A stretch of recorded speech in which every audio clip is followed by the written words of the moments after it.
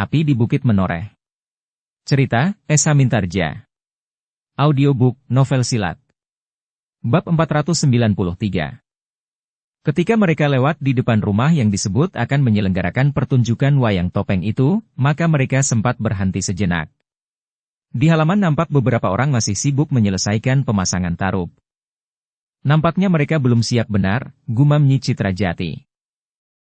Ya. Seharusnya segala-galanya sudah siap.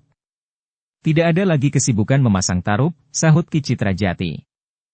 Tetapi bukanlah tinggal bagian-bagian terakhir saja, berkata Gelagah Putih. Ya. Sebentar lagi semuanya sudah akan siap. Agaknya upacara temu pengantin itu belum diselenggarakan malam ini. Agaknya malam ini baru malam Midadareni. Ya. Tari topeng ini diselenggarakan justru pada malam Midadareni. Entah apa yang akan diselenggarakan besok, saat upacara temu. Keempat orang itu pun kemudian telah melanjutkan perjalanan. Tetapi seperti yang mereka sepakati, mereka tidak akan berhenti di padukuhan itu, meskipun ada juga keinginan untuk menonton tari topeng dari Ngandong yang terkenal. Namun mereka tidak ingin perjalanan mereka terganggu oleh sebab-sebab yang sebenarnya tidak ada hubungannya dengan mereka. Ketika mereka melangkah menjauh, mereka melihat beberapa orang yang berjualan bertebaran di sepanjang jalan. Seperti perempuan tua di dekat gardu, mereka baru akan mendekati tempat pertunjukan jika persiapan pertunjukan telah selesai. Sementara itu mereka melihat anak-anak yang mulai ramai bermain di jalan. Agaknya mereka akan pergi melihat tari topeng, yang merupakan tontonan yang jarang diselenggarakan. Tetapi sebelum mereka sampai di tempat pertunjukan, anak-anak itu telah menghabiskan uang jajannya untuk membeli makanan yang dijajakan di sepanjang jalan menuju ke tempat pertunjukan. Begitu tari topeng itu dimulai, anak-anak itu sudah mengantuk. Mereka akan pulang dan tidur nyenyak. Uang mereka telah habis pula sebelum pertunjukan dimulai, desis Nyi Citrajati. Ya, sahut Gelagah Putih. Tetapi bukankah anak-anak di mana-mana sama saja? Nyi Citrajati tertawa. Sementara itu, lampu-lampu pun telah menyala. Sinarnya mencuat keluar dari celah-celah pintu yang belum tertutup rapat. Di 1-2 regol halaman, oncor telah dinyalakan pula. Demikian pula di regol halaman rumah yang akan menyelenggarakan pertunjukan itu. Bukan hanya di regol, tetapi di pendapa, oncor pun telah menyala, sehingga halaman itu menjadi terang benderang. Sementara itu, Ki Citrajati, Nyi Citrajati, Gelagah Putih dan Rara Wulan telah keluar dari gerbang padukuhan itu. Di hadapan mereka terbentang bulak yang tidak terlalu luas. Di ujung bulak itu terdapat sebuah padukuhan pula. Kita bermalam di padukuhan itu. Nampaknya padukuhan itu tidak terlalu sibuk, berkata Ki Citrajati. Tetapi tentu banyak penghuninya yang datang ke padukuhan ini untuk menonton tari topeng, sahut Nyi Citrajati. Apa salahnya? Mereka menonton tari topeng, kami tidur nyenyak di Banjar. Ya. Justru padukuhan itu menjadi lebih sepi dari biasanya. Mereka berempat pun melanjutkan perjalanan mereka. Malam menjadi semakin gelap. Kunang-kunang pun mulai nampak berkedipan di ujung daun padi yang subur, yang terbentang dari tepi ke tepi seberang bulak itu. Sebagai pengembara mereka tidak mengalami kesulitan berjalan di kegelapan ujung malam. Apalagi di bulak yang terbuka, sehingga cahaya bintang-bintang di langit membuat malam itu tidak menjadi hitam pekat. Bahkan kemudian mereka pun mulai berpapasan dengan kelompok-kelompok remaja yang akan pergi ke padukuhan sebelah untuk menonton tari topeng.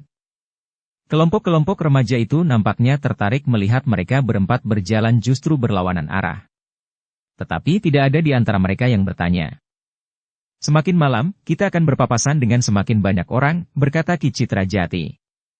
Kita mempunyai kepentingan yang berbeda, sahut Nyi Citrajati. Sebenarnya lah, bahwa semakin malam semakin banyak anak-anak dan remaja yang berpapasan di jalan. Bahkan kemudian, anak-anak muda dan bahkan orang-orang tua. Nampaknya tari topeng itu benar-benar telah menarik perhatian banyak orang dari padukuhan-padukuhan di sekitarnya. Ketika keempat orang itu sampai di gerbang padukuhan di seberang bulak, maka rasa-rasanya padukuhan itu menjadi sepi. Meskipun pada malam hari padukuhan-padukuhan juga terkesan sepi karena penghuninya sudah berada di dalam rumah masing-masing, namun karena mereka berempat mengetahui bahwa penghuni padukuhan itu bagaikan mengalir ke padukuhan sebelah, maka rumah-rumah yang terdapat di sebelah menyebelah itu rasa-rasanya telah kosong, meskipun lampu di rumah itu menyala. Di manakah letak Banjar Padukuhannya? Desis Ki Citrajati. Biasanya letaknya di pinggir jalan induk, ayah. Agaknya jalan yang kita lalui ini adalah jalan induk, sehingga Banjar itu letaknya agaknya di pinggir jalan ini. Ki Citrajati pun mengangguk-angguk. Katanya, ya, biasanya memang demikian. Mereka tertegun ketika mereka melihat satu halaman yang luas. Sebuah bangunan joglo yang besar diantarai oleh satu wung berbentuk limasan, lalu bangunan joglo lagi dan limasan lagi, dua wung. Di sebelah kanan dan kiri terdapat gandok yang bagaikan sayap seekor burung yang sedang mengepak. Pintu seketheng yang diterangi oleh oncor di sebelah menyebelah, memisahkan halaman depan rumah itu dengan longkangan di sayap kiri dan kanan. Inikah Banjar itu? Desis Nyi Citrajati. Bukan. Ini rumah seseorang. Begitu besarnya. Di padukuhan ini terdapat juga seorang yang kaya dengan rumahnya yang besar serta halamannya yang luas. Ya. Tetapi yang tadi menyelenggarakan pertunjukan tari topeng juga berhalaman luas. Rumahnya juga besar, tidak terpaut banyak dengan rumah ini. Tetapi agaknya rumah ini juga kosong. Isinya pergi ke padukuhan sebelah. Tentu tidak. Mungkin remaja dan anak-anak muda. Tetapi pemilik rumah ini suami istri tentu tidak akan mau pergi menonton tari topeng di padukuhan sebelah. Kecuali jika mereka diundang untuk menghadiri malam midadareni. Mungkin penghuni rumah ini diundang ke padukuhan sebelah. Pembicaraan mereka pun terhenti. Mereka melanjutkan langkah mereka menyusuri jalan utama padukuhan itu. Beberapa puluh tonggak kemudian, barulah mereka menemukan bangunan yang menurut pengamatan mereka adalah Banjar Padukuhan itu. Justru tidak sebesar rumah yang baru saja menarik perhatian mereka. Kita temui penunggu Banjar itu. Biasanya mereka tinggal di belakang Banjar, berkata Ki Citrajati. Biarlah Kakang pergi menemuinya bersama Gelagah Putih. Aku dan Wulan menunggu di sini, berkata Nyi Citrajati. Baiklah. Bersama Gelagah Putih, maka Ki Citrajati pun pergi ke rumah yang sederhana di belakang Banjar itu. Ternyata yang mereka temui hanyalah istri penunggu Banjar itu serta anaknya perempuan yang masih kanak-kanak. Agaknya istri penunggu Banjar itu sedang berusaha menidurkan anak perempuannya itu. Ketika Ki Citrajati mengetuk pintu rumah sederhana itu, maka perempuan itulah yang membukanya, sementara anak perempuannya yang sudah berbaring di pembaringan memanggil-manggilnya. Ibu, ibu. Sebentar, Nger, ada tamu. Maaf, Nyi, kalau kami telah mengejutkan anak itu. Anak itu merengek terus. Kakaknya diantar ayahnya pergi ke padukuhan sebelah untuk menonton tari topeng. Ki Citrajati mengangguk-angguk. Tetapi siapakah Kisanak ini? Apakah Kisanak mempunyai keperluan dengan ayahnya anak-anak? Tidak, Nyi. Kami sedang menempuh perjalanan panjang. Kami kemalaman di jalan. Nyi, jika diperkenankan, kami ingin minta izin untuk bermalam di Banjar ini. Besok pagi-pagi kami akan melanjutkan perjalanan. Perempuan itu termangu-mangu sejenak. Dengan ragu ia pun bertanya. Kalian berdua? Tidak, Nyi. Kami berempat. Istriku dan istri anakku ini menunggu di regol. Jadi Kisanak menempuh perjalanan bersama istri dan menantu perempuan Kisanak? Ya, Nyi. Perempuan itu mengangguk-angguk. Sementara anak perempuannya masih memanggilnya. Anak itu juga ingin menonton. Tetapi ia baru agak kurang sehat. Badannya agak panas dan sehari-harian tidak mau makan. Sudah diobati, Nyi? Sudah. Syukurlah. Mudah-mudahan anak itu segera sembuh. Kisanak, berkata perempuan itu kemudian. Biasanya ayah anak-anak ini juga tidak berkeberatan jika ada seseorang yang kemalaman dalam perjalanan, minta izin untuk bermalam di sini. Karena itu, aku kira ayahnya anak-anak itu juga tidak akan berkeberatan jika Kisanak bermalam. Apalagi Kisanak berjalan bersama dua orang perempuan. Terima kasih, Nyi. Jika Nyi tidak berkeberatan, maka biarlah aku memanggil istri dan menantuku itu. Silahkan, Kisanak. Tetapi maaf, aku tidak dapat meninggalkan anakku. Jika ia sudah tidur, nanti aku pergi ke pendapa. Aku akan membersihkan bilik di serambi samping Banjar itu. Sudahlah, Nyi. Kami tidak usah merepotkan Nyi. Kami dapat tidur dimanapun. Ketika anak perempuan istri penunggu Banjar itu memanggil-manggil lagi, maka Ki Citra Jati pun berkata, "Sudahlah, Nyi. Silakan. Biarlah kami duduk-duduk di pendapa Banjar." "Maaf, Kisanak. Silahkan." Anak itu nakalnya bukan main.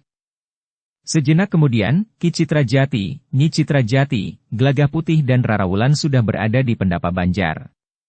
Mereka duduk di sudut peringgitan sambil menanti penunggu Banjar itu pulang. Penunggu Banjar itu membawa anaknya yang masih menjelang remaja. Ia tentu tidak akan sampai tengah malam. Anak itu tentu sudah mengantuk. Jika sudah membeli jajan, ia akan segera mengajak pulang. Jika justru ayahnya yang senang melihat tari topeng, keadaannya tentu akan berbeda. Gelagah Putih menyahut sambil tersenyum. Namun yang kemudian muncul adalah istri penunggu Banjar itu. Dibersihkannya bilik di Serambi. Kemudian mempersilahkan keempat orang itu bermalam di bilik itu. Hanya sebuah Banjar, Kisanak. Apa adanya. Terima kasih, Nyi. Terima kasih. Ini sudah lebih dari cukup bagi kami berempat. Setelah mencuci kaki di Pakiwan, maka yang berbaring lebih dahulu adalah Nyi Citra Jati dan Rara Wulan. Nyi Citra Jati masih juga membantu Rara Wulan mengobati lukanya yang sudah menjadi semakin baik, sebelum mereka berbaring di amben yang besar yang terdapat di dalam bilik itu. "Tidurlah," berkata Ki Citra Jati kepada Gelagah Putih. "Nanti menjelang dini, aku akan membangunkanmu. Aku akan gantian tidur." "Baiklah, Ayah," berkata Gelagah Putih yang kemudian juga berbaring di amben yang besar itu. Namun sebelum Gelagah Putih sempat tidur, mereka mendengar langkah kaki di sebelah Serambi Banjar itu. Kemudian mereka pun mendengar suara orang yang sedang bercakap-cakap. Seorang di antaranya adalah anak-anak. "Penunggu Banjar itu sudah pulang," desis Gelagah Putih. "Ya." Ki Citra Jati mengangguk-angguk. Anaknya tentu sudah mengantuk. Sejenak kemudian, mereka pun mendengar pintu rumah di belakang Banjar itu diketuk orang. Setelah mereka mendengar derit pintu dibuka, mereka pun mendengar suara istri penunggu Banjar itu bertanya. "Sudah pulang?" "Tole sudah mengantuk." Setelah jajan beberapa macam makanan, ia mengajak pulang. "Tari topeng itu sudah dimulai?" "Belum lama." "Marilah. Biarlah Tole mencuci kaki." Gelagah Putih pun kemudian bangkit. Kepada Ki Citra Jati ia pun bertanya. "Apakah kita akan menemuinya?" "Ada juga baiknya, Gelagah Putih. Marilah, kita temui penunggu Banjar itu." Keduanya pun kemudian keluar dari bilik di Serambi Banjar itu. Setelah menutup pintunya, mereka pun turun ke halaman samping. Penunggu Banjar yang baru saja mengantar anaknya ke Pakiwan terkejut melihat mereka berdua. Namun Ki Citra Jati pun segera menjelaskannya. "Kami berempat, Kisanak. Kami mohon izin untuk menginap di Banjar ini." Oh, penunggu Banjar itu mengangguk-angguk. Sementara itu istrinya telah muncul di pintu rumahnya sambil berkata. "Mereka berempat, Kakang. 2 pasang suami istri. Ayah dan ibu serta anak dan menantu." Oh, penunggu Banjar itu mengangguk-angguk. "Kami ingin mengucapkan terima kasih. Banjar itu terbuka bagi siapa saja yang memerlukan, Kisanak. Silahkan. Tetapi tentu saja hanya apa adanya. Kami pun tidak dapat berbuat banyak bagi Kisanak semuanya. Terima kasih. Bahwa kami diizinkan bermalam di Banjar ini, sudah merupakan satu keberuntungan bagi kami. Dukung channel Novel Silat dengan subscribe, follow, like, komen dan share." Namun pembicaraan mereka pun terputus. Mereka mendengar langkah orang berlari-lari. Tidak hanya seorang, tetapi saling mengejar. Mereka pun kemudian telah memasuki halaman Banjar. "Kang! Kang Kimin!" terdengar seseorang berteriak. "Ada apa?" bertanya penunggu Banjar itu. Orang yang berlari itu langsung menuju pintu rumahnya. Namun ia pun tertegun ketika ia melihat Kimin dan 2 orang yang tidak dikenalnya berdiri di depan pintu. Demikian pula ia melihat istri penunggu Banjar itu berdiri di pintu. "Ada apa?" bertanya penunggu Banjar itu. Orang itu tidak sempat menjawab. 2 orang yang berlari menyusulnya telah berdiri beberapa langkah di belakangnya. Orang itu pun segera melompat dan berdiri di sebelah penunggu Banjar itu. "Ada apa?" penunggu Banjar itu masih bertanya. orang itu, suaranya terputus, sementara kedua orang yang mengejarnya itu bergerak mendekat. Tutup mulutmu, geram orang itu. Siapakah kalian? Bertanya penunggu Banjar itu. Kau siapa? Bertanya orang itu. Aku penunggu Banjar ini. Sambil menunjuk kepada Ki Citra Jati dan Gelagah Putih orang itu pun bertanya. Orang ini? Mereka orang yang kemalaman dalam perjalanan dan menginap di Banjar ini. Aku minta kalian tidak ikut campur. Orang yang aku kejar ini tentu akan memukul kentongan. Tetapi jika kentongan di Banjar ini berbunyi, maka kalian akan mati. Kenapa? Bertanya penunggu Banjar itu. Kau tidak usah bertanya. Tetapi ingat, jangan bunyikan kentongan.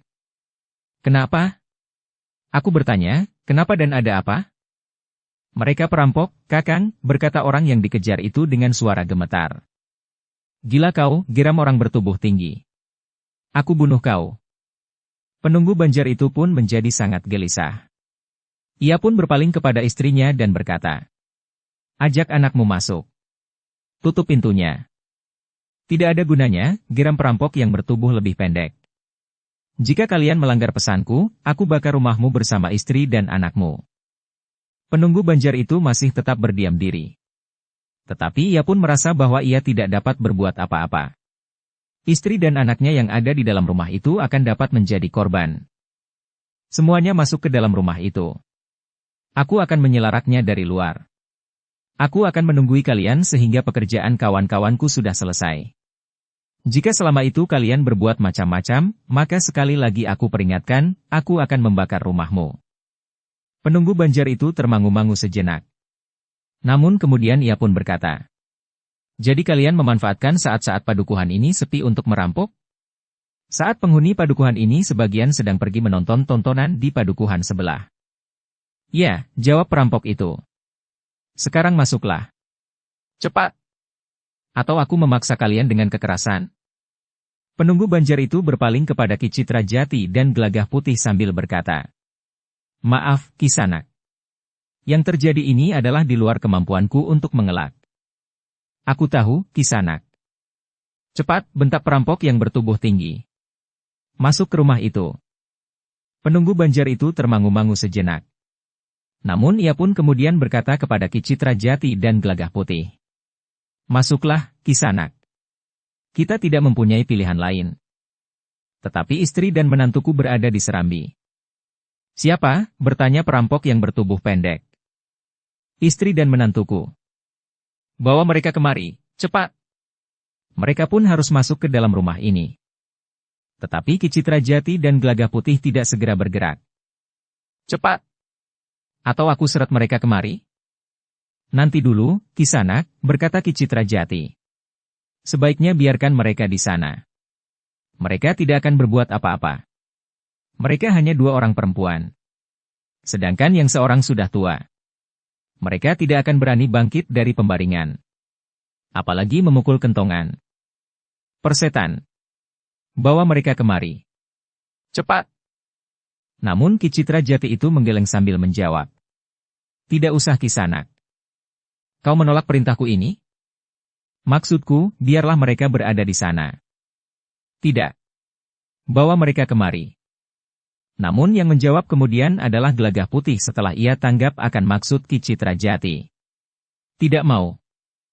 Tidak mau? Ya. Tidak mau. Tiba-tiba saja tangan perampok yang bertubuh pendek itu terayun dengan derasnya mengarah ke wajah Gelagah Putih. Tetapi yang terjadi adalah di luar dugaan. Gelagah Putih dengan cepat menangkap pergelangan tangan orang itu, kemudian memilihnya sehingga tubuh orang itu berputar dan membelakangi Gelagah Putih sambil terbungkuk-bungkuk. Sebelum orang itu sempat berusaha membebaskan dirinya, sisi telapak tangan Gelagah Putih telah menghantam tengkuknya sehingga orang itu jatuh terjerembab. Terdengar orang itu mengerang kesakitan. Namun ia tidak dapat segera bangkit berdiri. Kawannya yang bertubuh tinggi, yang melihat bagaimana kawannya tidak berdaya sama sekali, dengan serta-merta meloncat untuk melarikan diri. Tetapi kaki Ki Citra Jati tiba-tiba saja telah menyambar perutnya. Orang itu pun terlempar beberapa meter dan terbanting jatuh. Ia pun tidak dapat segera bangkit. Perutnya terasa sakit sekali dan bahkan menjadi mual. Nafasnya pun terasa menjadi sesak. Cari tali apapun, berkata Gelagah Putih kepada penunggu banjar itu. Untuk apa? Kedua orang ini harus diikat. Kami ingin pergi ke rumah yang sedang dirampok itu. Bunyikan kentongan, berkata penunggu banjar itu kepada orang yang berlari dikejar oleh kedua orang perampok itu. Tidak usah, cegah Gelagah Putih. Suara kentongan akan mengacaukan pertunjukan di padukuhan sebelah. Jika orang di padukuhan sebelah ada yang mendengar dan kemudian menyahut dengan irama yang sama, maka pertunjukan itu akan menjadi kacau balau. Tetapi bagaimana dengan para perampok itu? Sudah aku katakan, kami akan pergi ke sana. Tunjukkan rumah yang sedang dirampok itu. Orang yang dikejar oleh kedua orang perampok itu termangu-mangu sejenak. Sementara Gelagah Putih berkata, cari tali lebih dahulu. Penunggu banjar itu pun kemudian berlari masuk ke dalam rumahnya. Sejenak kemudian, ia pun sudah berlari keluar lagi sambil membawa tali ijuk. Sementara Gelagah Putih mengikat kedua orang perampok itu pada sebatang pohon sawo, maka Ki Citra Jati telah memanggil Nyi Citra Jati dan Rara Wulan yang sudah duduk di bibir pembaringan. Namun mereka memang menunggu untuk mengetahui apa yang telah terjadi. Sejenak kemudian, maka Ki Citra Jati, Nyi Citra Jati, Gelagah Putih dan Rara Wulan diantar oleh orang yang berlari-lari ke Banjar, pergi ke rumah yang sedang dirampok itu. Sementara Ki Citra Jati minta agar penunggu Banjar itu tetap berada di Banjar menunggui keluarganya, serta kedua orang yang diikat pada pohon sawo itu. Di mana rumah itu? Bertanya Ki Citra Jati. Orang yang berlari-lari ke Banjar itu pun menjawab sambil menunjuk. Di sana, Kisanak. Tetapi perampok itu jumlahnya banyak. Lebih dari 10 orang. Kami akan mencoba. Antarkan kami. Orang itu nampak ragu. Tetapi Ki Citra Jati mendesaknya. Marilah. Kita jangan terlambat. Keempat orang itu pun kemudian meninggalkan Banjar itu, turun ke jalan dan berjalan ke rumah yang sedang dirampok. Ternyata rumah itu adalah rumah yang besar yang mendapat perhatian Ki Citra Jati di saat mereka mencari Banjar padukuhan itu. Dalam pada itu, penunggu Banjar itu pun menjadi ragu-ragu. Berbagai pertanyaan timbul di benaknya. Apakah keempat orang itu bukan justru kawan dari para perampok itu? Tetapi jika demikian, kenapa mereka telah mengikat dua orang di antara mereka di halaman Banjar? Untuk beberapa saat penunggu Banjar itu termangu-mangu. Ketika istrinya menjenguk keluar, maka ia pun berkata, masuklah, Nyi. Tutup pintunya. Kau baik-baik saja, Kakang? Ya. Aku baik-baik saja. Apakah kau tidak masuk? Biarlah aku di sini. Demikian perempuan itu masuk dan menutup pintu. Seorang di antara para perampok yang terikat itu pun berkata, lepaskan kami. Kami akan membalas kebaikanmu. Apa yang dapat kau lakukan? Jika aku melepasmu, maka kau akan mencekik aku. Aku akan menyelamatkanmu. Kawan-kawanku tentu akan membantai keempat orang yang sombong itu. Apalagi dua di antara mereka hanyalah perempuan. Apa yang dapat mereka lakukan? Setelah membantai keempat orang itu, maka kawan-kawanku akan segera mencari kami berdua. Nah, jika kau lepaskan kami, maka kami akan melindungimu sekeluarga dari kemarahan kawan-kawan kami. Tidak. Aku tidak dapat melepas ikatanmu. Keempat orang itulah yang berhak melepaskan ikatanmu. Jika kau tidak mau melepaskan ikatan kami, kau akan menyesal, berkata seorang lagi. Jika kawan-kawanku datang, aku tidak akan melindungimu. Tanpa perlindungan kami, maka kalian akan dicincang menjadi sayatan-sayatan kecil. Orang itu memang menjadi ragu-ragu. Sementara orang yang diikat itu pun berkata, tetapi jika kau lepaskan kami, maka kami berjanji untuk menjamin keselamatanmu, istrimu dan anakmu. Jantung penunggu Banjar itu terasa berdegupan di dalam dadanya. Keraguan-raguan yang sangat telah mencengkam perasaannya. Marilah, Kisanak, berkata salah seorang dari kedua orang perampok itu. Jangan korbankan nyawamu serta nyawa anak istrimu, sekedar untuk sebuah kebanggaan. Apa artinya kebanggaan, jika sebentar lagi nyawamu dan seluruh keluargamu akan kami tumpas? Penunggu Banjar itu tidak menjawab. Ia masih saja berdiri termangu-mangu penuh keraguan-raguan. Cepatlah, desak perampok yang terikat itu. Jangan menunggu kawan-kawanku datang kemari. Namun akhirnya penunggu Banjar itu pun berkata, diamlah. Aku tidak akan melepas ikatan itu. Aku akan membawa anak dan istriku pergi. Setan kau, geram perampok itu. Jangan menyesal jika kawan-kawanku memenggal lehermu nanti.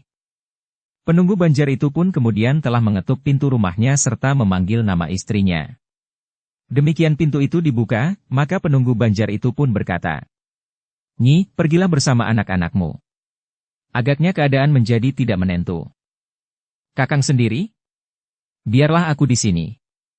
Aku dapat menjaga diriku sendiri." Perempuan itu ragu-ragu sejenak. Namun kemudian ia pun bertanya, "Aku harus pergi kemana, Kang?" "Pergilah ke rumah Ki Jagabaya.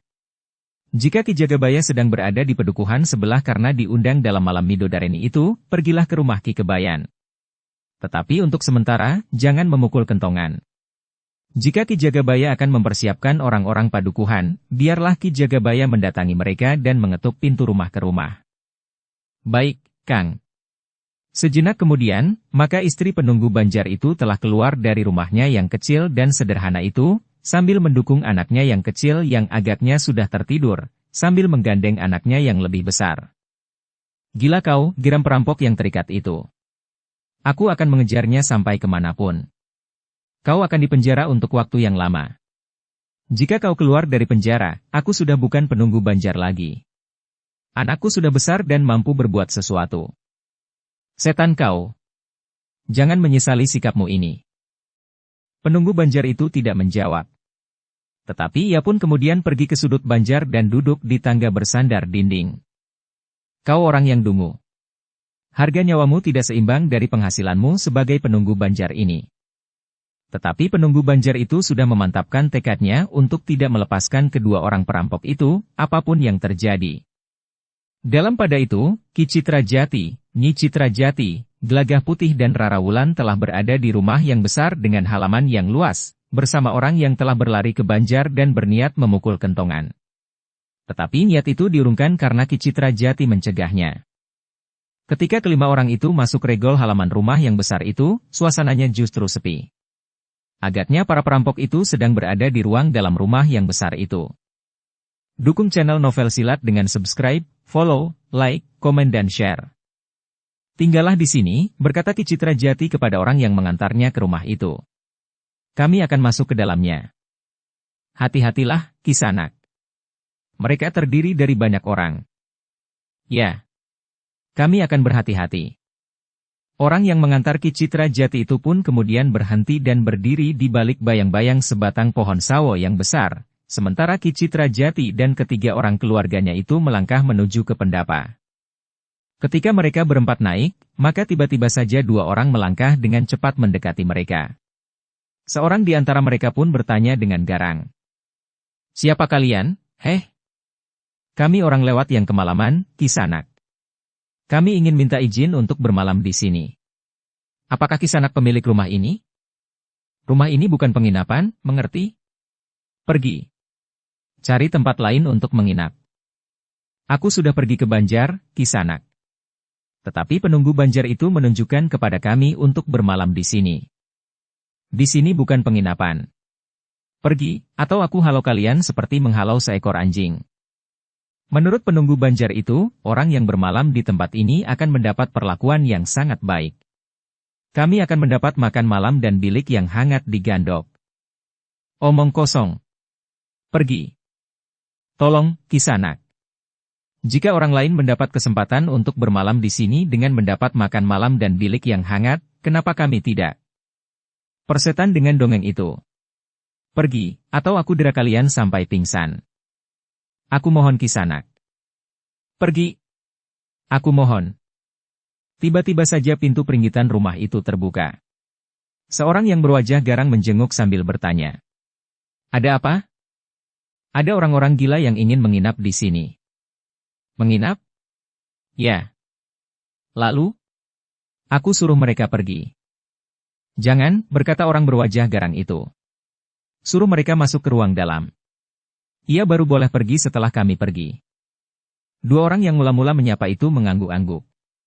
Dengan geram seorang di antara mereka pun berkata, "Masuk. Kau justru tidak boleh pergi." "Kenapa?" "Jangan banyak bertanya.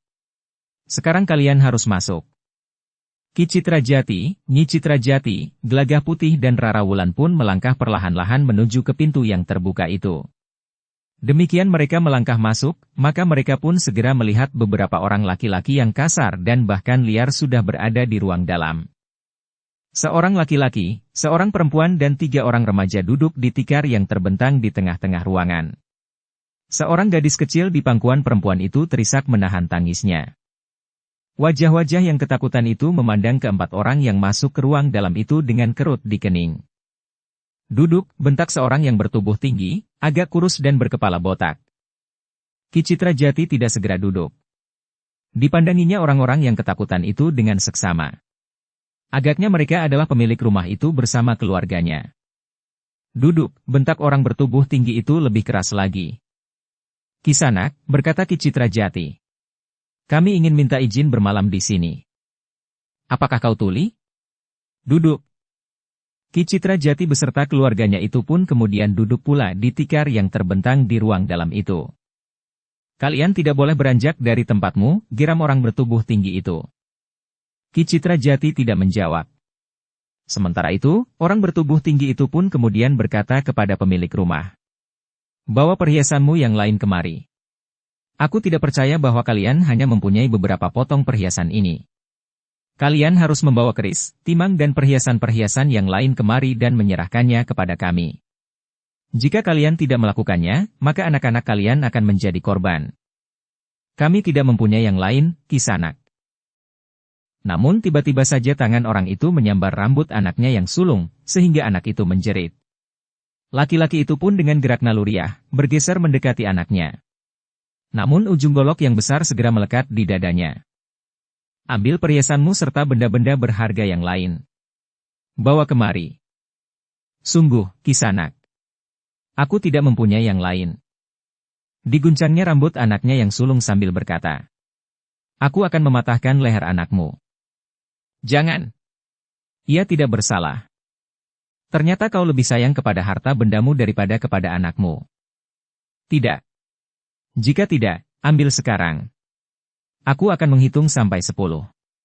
Jika sampai hitungan ke-10 kau belum mengambil perhiasan dan harta bendamu yang kau sembunyikan, maka anakmu ini akan mati. Bahkan tidak hanya seorang. Tetapi aku akan membunuh semua anak-anakmu. Biar kau sempat menikmati kepedihan hatimu karena anak-anakmu mati. Jangan. Jangan. Ujung golok laki-laki itu sudah melekat di leher anaknya yang sangat ketakutan. Tetapi anak itu sudah tidak dapat lagi menangis. 1. Kisanak, jangan lakukan itu. 2. Tiba-tiba saja ibunya menjerit. Jangan sakiti anakku. Orang itu seakan-akan tidak mendengarnya. Ia masih saja tetap menghitung. 3. Perempuan itu menangis. Namun tangisnya tidak dapat menumbuhkan belas kasihan di hati perampok yang nampaknya sudah membeku itu. 4. Tangis perempuan itu semakin menjadi-jadi, sementara perampok itu masih menghitung terus. 5. Jangan menunggu sampai batas, geram seorang yang bermata tajam seperti burung hantu dengan segores luka di pipinya. 6. Orang yang bertubuh tinggi itu menjadi semakin geram. Ia mulai mengguncang lagi rambut anak yang sangat ketakutan itu. 7. Nada suaranya semakin meninggi. Kakang! Kakang! Tolong anakmu, Kakang, teriak perempuan itu.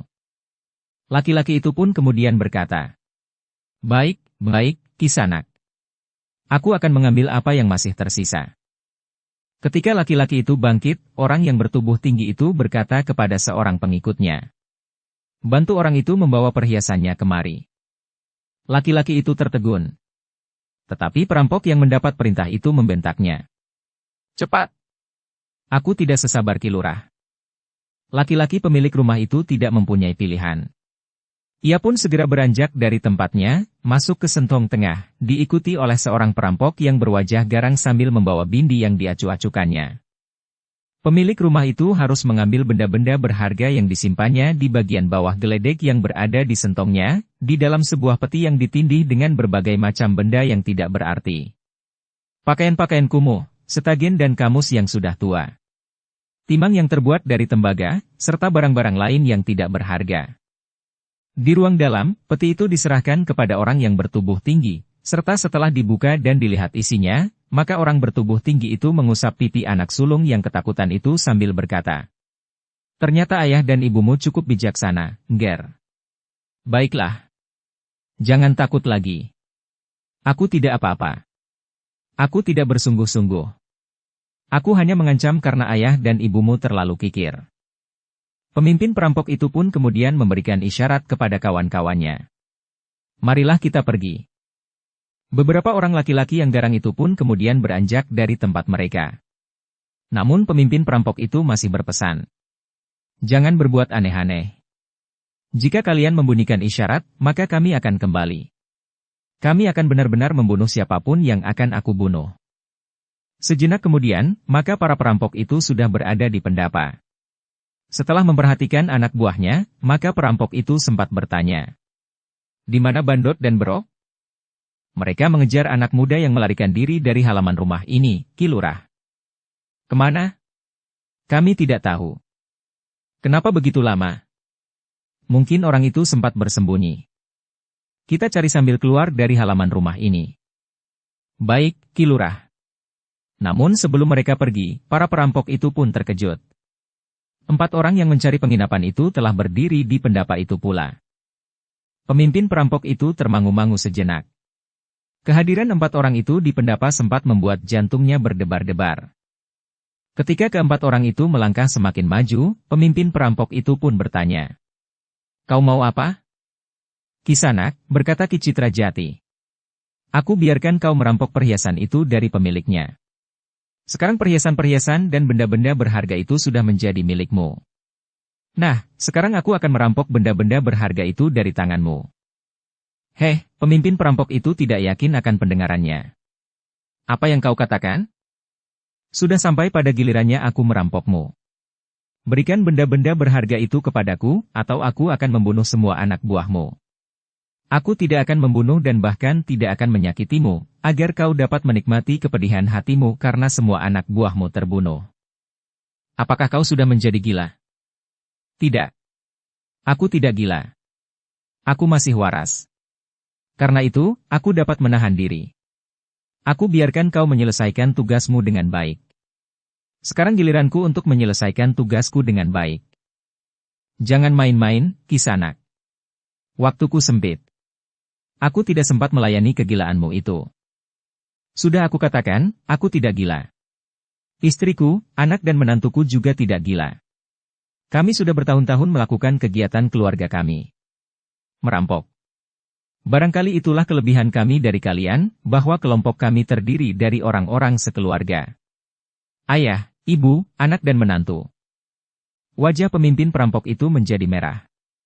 Dengan geram ia pun berkata, "Betapa sombongnya kalian. Kalian hanya berempat, tetapi kalian berani menantang kami yang jumlahnya lipat 3. Apakah itu berarti bahwa setiap orang di antara kalian berani melawan 3 orang dari antara kami? Tentu. Bukankah kami masih dapat menghitung dengan baik?" Di pendapa sempat membuat jantungnya berdebar-debar. "Setan alas. Kalian benar-benar orang yang tidak tahu diri. Betapapun tinggi tingkat ilmu kalian, tetapi kalian belum tahu tataran kemampuan kami. Kami sudah menjajaginya. Kami telah membunuh 2 orang kawanmu yang kau cari itu. Dengan demikian kami dapat menjajagi kekuatan kalian. Jadi kedua orang kawanku itu sudah kau bunuh?" "Ya. Sekarang gilirannya, kalian berempat akan mati di sini." Pemimpin perampok itu tidak menunggu jawaban Ki Citrajati. Ia pun segera mengangkat goloknya sambil berteriak, "Bunuh keempat orang gila ini." Ki Citrajati tertawa. Ia pun berkata lantang pula, "Ayo, anak-anak. Sudah waktunya kita bekerja keras. Kita merampok perampok." Nyi Citrajati pun telah mengambil jarak pula. Demikian pula Gelagah Putih dan Rara Wulan. Namun keduanya masih saja berniat untuk bertempur berpasangan, karena luka Rara Wulan masih belum sembuh sepenuhnya, meskipun sudah semakin baik. Pemimpin segerombolan perampok itu menjadi sangat marah. Ia benar-benar merasa terhina oleh sikap Ki Citrajati. Setelah bertahun-tahun ia berpetualang, tiba-tiba saja 4 orang yang 2 di antaranya perempuan, berusaha untuk merampok gerombolannya. Satu peristiwa yang tidak pernah terbayangkan sebelumnya. Sejenak kemudian, maka para perampok itu pun mulai menyerang. Perampok-perampok itu dengan garangnya telah langsung menyerang Ki Citrajati. Goloknya yang besar itu pun berputaran sehingga menimbulkan desir angin serta gaung yang keras. Namun baru saja pertempuran itu dimulai, Ki Citrajati sudah berhasil merampas sebuah tongkat besi dari salah seorang lawannya, sehingga orang yang kehilangan tongkat besinya itu pun mengumpat kasar. Tetapi orang itu masih membawa sepasang pisau belati panjang, sehingga tanpa tongkat besinya, ia pun telah menggenggam sepasang pisau belatinya. "Cari senjata apa adanya," berkata Ki Citrajati hampir berteriak. Sebelum para perampok itu menyadari apa yang terjadi, Nyi Citrajati, Gelagah Putih dan Rara Wulan telah berhasil merebut senjata apa saja dari tangan lawan-lawannya. Nyi Citrajati telah berhasil merampas sebilah pedang. Rara Wulan telah menggenggam sebatang tombak pendek. Sedang Gelagah Putih berhasil mendapatkan sebuah canggah bertangkai pendek. Keberhasilan mereka merebut senjata telah memberikan isyarat kepada lawan-lawan mereka, bahwa keempat orang itu benar-benar orang-orang yang sangat berbahaya. Mereka memiliki kemampuan yang tinggi, sehingga seakan-akan mereka dapat berbuat sekehendak mereka atas lawan-lawan mereka. Demikianlah, maka sejenak kemudian pertempuran pun menjadi semakin sengit. Sementara itu, sebagaimana dibisikkan oleh Ki Citrajati pada saat ia keluar pintu peringgitan kepada pemilik rumah itu, maka pintu peringgitan itu pun telah ditutup dan diselarak dari dalam. Namun sejenak kemudian, pemimpin perampok serta anak buahnya segera menyadari bahwa keempat orang itu benar-benar orang yang berilmu tinggi. Dengan senjata rampasan, Gelagah Putih dan Rara Wulan bertempur dengan garangnya, keduanya bergerak dengan cepat di antara lawan-lawan mereka yang jumlahnya berlipat. Para perampok itu sama sekali tidak menduga bahwa perempuan muda yang disebut menantu dari sepasang suami istri itu juga memiliki ilmu yang tinggi sebagaimana ibunya. Dengan demikian, maka pasangan suami istri yang bertempur berpasangan itu membuat lawan-lawan mereka berdebaran. Tetapi mereka adalah perampok-perampok yang sudah berpengalaman. Apalagi jumlah mereka jauh lebih banyak dari keempat orang yang akan merebut hasil rampokan mereka. Karena itu, maka para perampok itu masih tetap berkeyakinan bahwa mereka akan segera dapat mengalahkan mereka. Pemimpin perampok yang terlibat dalam pertempuran melawan Ki Citrajati itu telah menyerahkan peti kecilnya kepada seorang kepercayaannya. Orang yang bertubuh tinggi itu, bersama dengan dua orang pengikutnya, mencoba untuk dengan cepat menyelesaikan pertempuran itu. Tetapi ternyata mereka mengalami kesulitan. Ki Citrajati dengan tongkat besinya berloncatan dengan tangkasnya. Orang tua yang sedang bertempur itu seolah-olah bukan lagi orang tua yang datang, minta izin untuk menginap di rumah itu. Demikian pula perempuan-perempuan yang telah menyingsingkan kain panjangnya itu. Mereka tiba-tiba saja telah berubah menjadi orang-orang yang sangat garang. Tongkat besi di tangan Ki Citrajati telah bergerak berputaran dengan cepat. Benturan-benturan yang keras telah terjadi antara tongkat besi itu dengan senjata-senjata para perampok itu. Bunga api pun berloncatan memercik di sekitar arena. Di sisi lain, Nyi Citrajati harus bertempur melawan 3 orang pula. Pedangnya yang berkilat-kilat memantulkan cahaya lampu minyak di pendapa rumah itu, terayun-ayun mengerikan. Orang yang semula memiliki pedang itu, rasa-rasanya tidak lagi mengenali bahwa pedang itu adalah pedangnya. Pedangnya yang terayun itu rasa-rasanya menjadi jauh lebih berbahaya daripada saat-saat pedang itu berada di tangannya. Orang yang kehilangan pedang itu mengalami kesulitan untuk mendekat. Putaran pedang itu bagaikan kabut yang melingkari tubuh Nyi Citrajati. Sementara itu senjata yang kemudian dipegangnya adalah lebih pendek dari pedangnya. Dalam pada itu, pasangan yang disebutnya anak dan menantu itu pun tidak kalah garangnya pula. Ternyata beberapa saat kemudian, seorang di antara lawan mereka telah terlempar dari pendapa dan jatuh berguling di halaman samping. Dengan serta-merta orang itu pun bangkit. Tetapi tulang punggungnya terasa bagaikan telah retak, sehingga orang itu harus berdesah menahan sakit. Sebelum orang itu sempat naik kembali ke pendapa, kaki Rara Wulan telah menghantam dada seorang yang bertubuh pendek dan berperut buncit. Terdengar orang itu mengaduh, sementara tubuhnya terdorong dengan derasnya menghantam tiang. Demikian kerasnya sehingga pendapa itu rasa-rasanya bagaikan diguncang gempa. Orang itu hanya sempat menggeliat. Namun kemudian ia pun menjadi pingsan. Sementara itu, Gelagah Putih justru menjadi ragu-ragu. Canggah bertangkai pendek di tangannya itu ternyata sangat berbahaya bagi lawan-lawannya. Ketika ia sempat mengayunkannya, maka 3 orang sekaligus berteriak kesakitan. Cangga bertangkai pendek itu telah menggores ketiga orang itu sekaligus. Meskipun lukanya tidak membahayakan hidupnya, namun darah sudah mulai menitik dari lukanya. Namun dengan demikian, orang-orang yang terluka itu menjadi sangat marah. Mereka pun segera menghentakkan kemampuan mereka. Tetapi mereka tertegun ketika seorang lagi di antara mereka yang terpelanting jatuh dari pendapa. Orang itu mengaduh kesakitan. Sementara itu orang yang pertama kali terlempar jatuh itu telah naik kembali ke pendapa. Tetapi ia masih saja merasa terganggu oleh perasaan sakit di punggungnya. Sementara itu, orang-orang yang bertempur melawan seorang perempuan yang mereka anggap sudah tua, merasa yakin bahwa mereka akan segera menyelesaikan tugas mereka. Setelah itu mereka akan datang bergabung dan membantu kawan-kawan mereka. Tetapi ternyata mereka dengan cepat telah terdesak. Perempuan tua itu mampu bergerak dan berloncatan dengan cepat, seperti seekor burung serigunting. Perempuan iblis, geram seorang yang kulitnya bagaikan terbakar. Agaknya orang yang terlalu sering terpanggang oleh panasnya sinar matahari. Dengan bersenjatakan sebuah kapak ia pun berusaha untuk segera mengakhiri pertempuran. Dengan lantang ia pun berkata, "Jangan ragu-ragu. Kita bunuh perempuan yang kepanjingan iblis ini." Namun Nyi Citra Jati tertawa. Katanya, "Jangan mudah terseret oleh arus perasaanmu, Ger. Apalagi dalam sebuah pertempuran kegelisahan dan kecemasan yang tidak terkendali akan menjerumuskan kalian ke dalam kesulitan." "Persetan, nenek tua," bentak seorang yang bertubuh kurus. "Seharusnya kau makan lebih banyak, agar tubuhmu menjadi agak gemuk sedikit." "Aku bunuh kau, Nek," sahut orang yang kurus itu. Nyi Citra Jati tertawa. Suara tertawanya yang patah-patah itu pun terdengar mengguncang. Bahkan Rara Wulan justru meloncat surut mengambil jarak dari lawan-lawannya. Terasa tengkuknya meremang. Gelagah Putih pun menyusulnya sambil bertanya, "Ada apa, Rara Wulan?"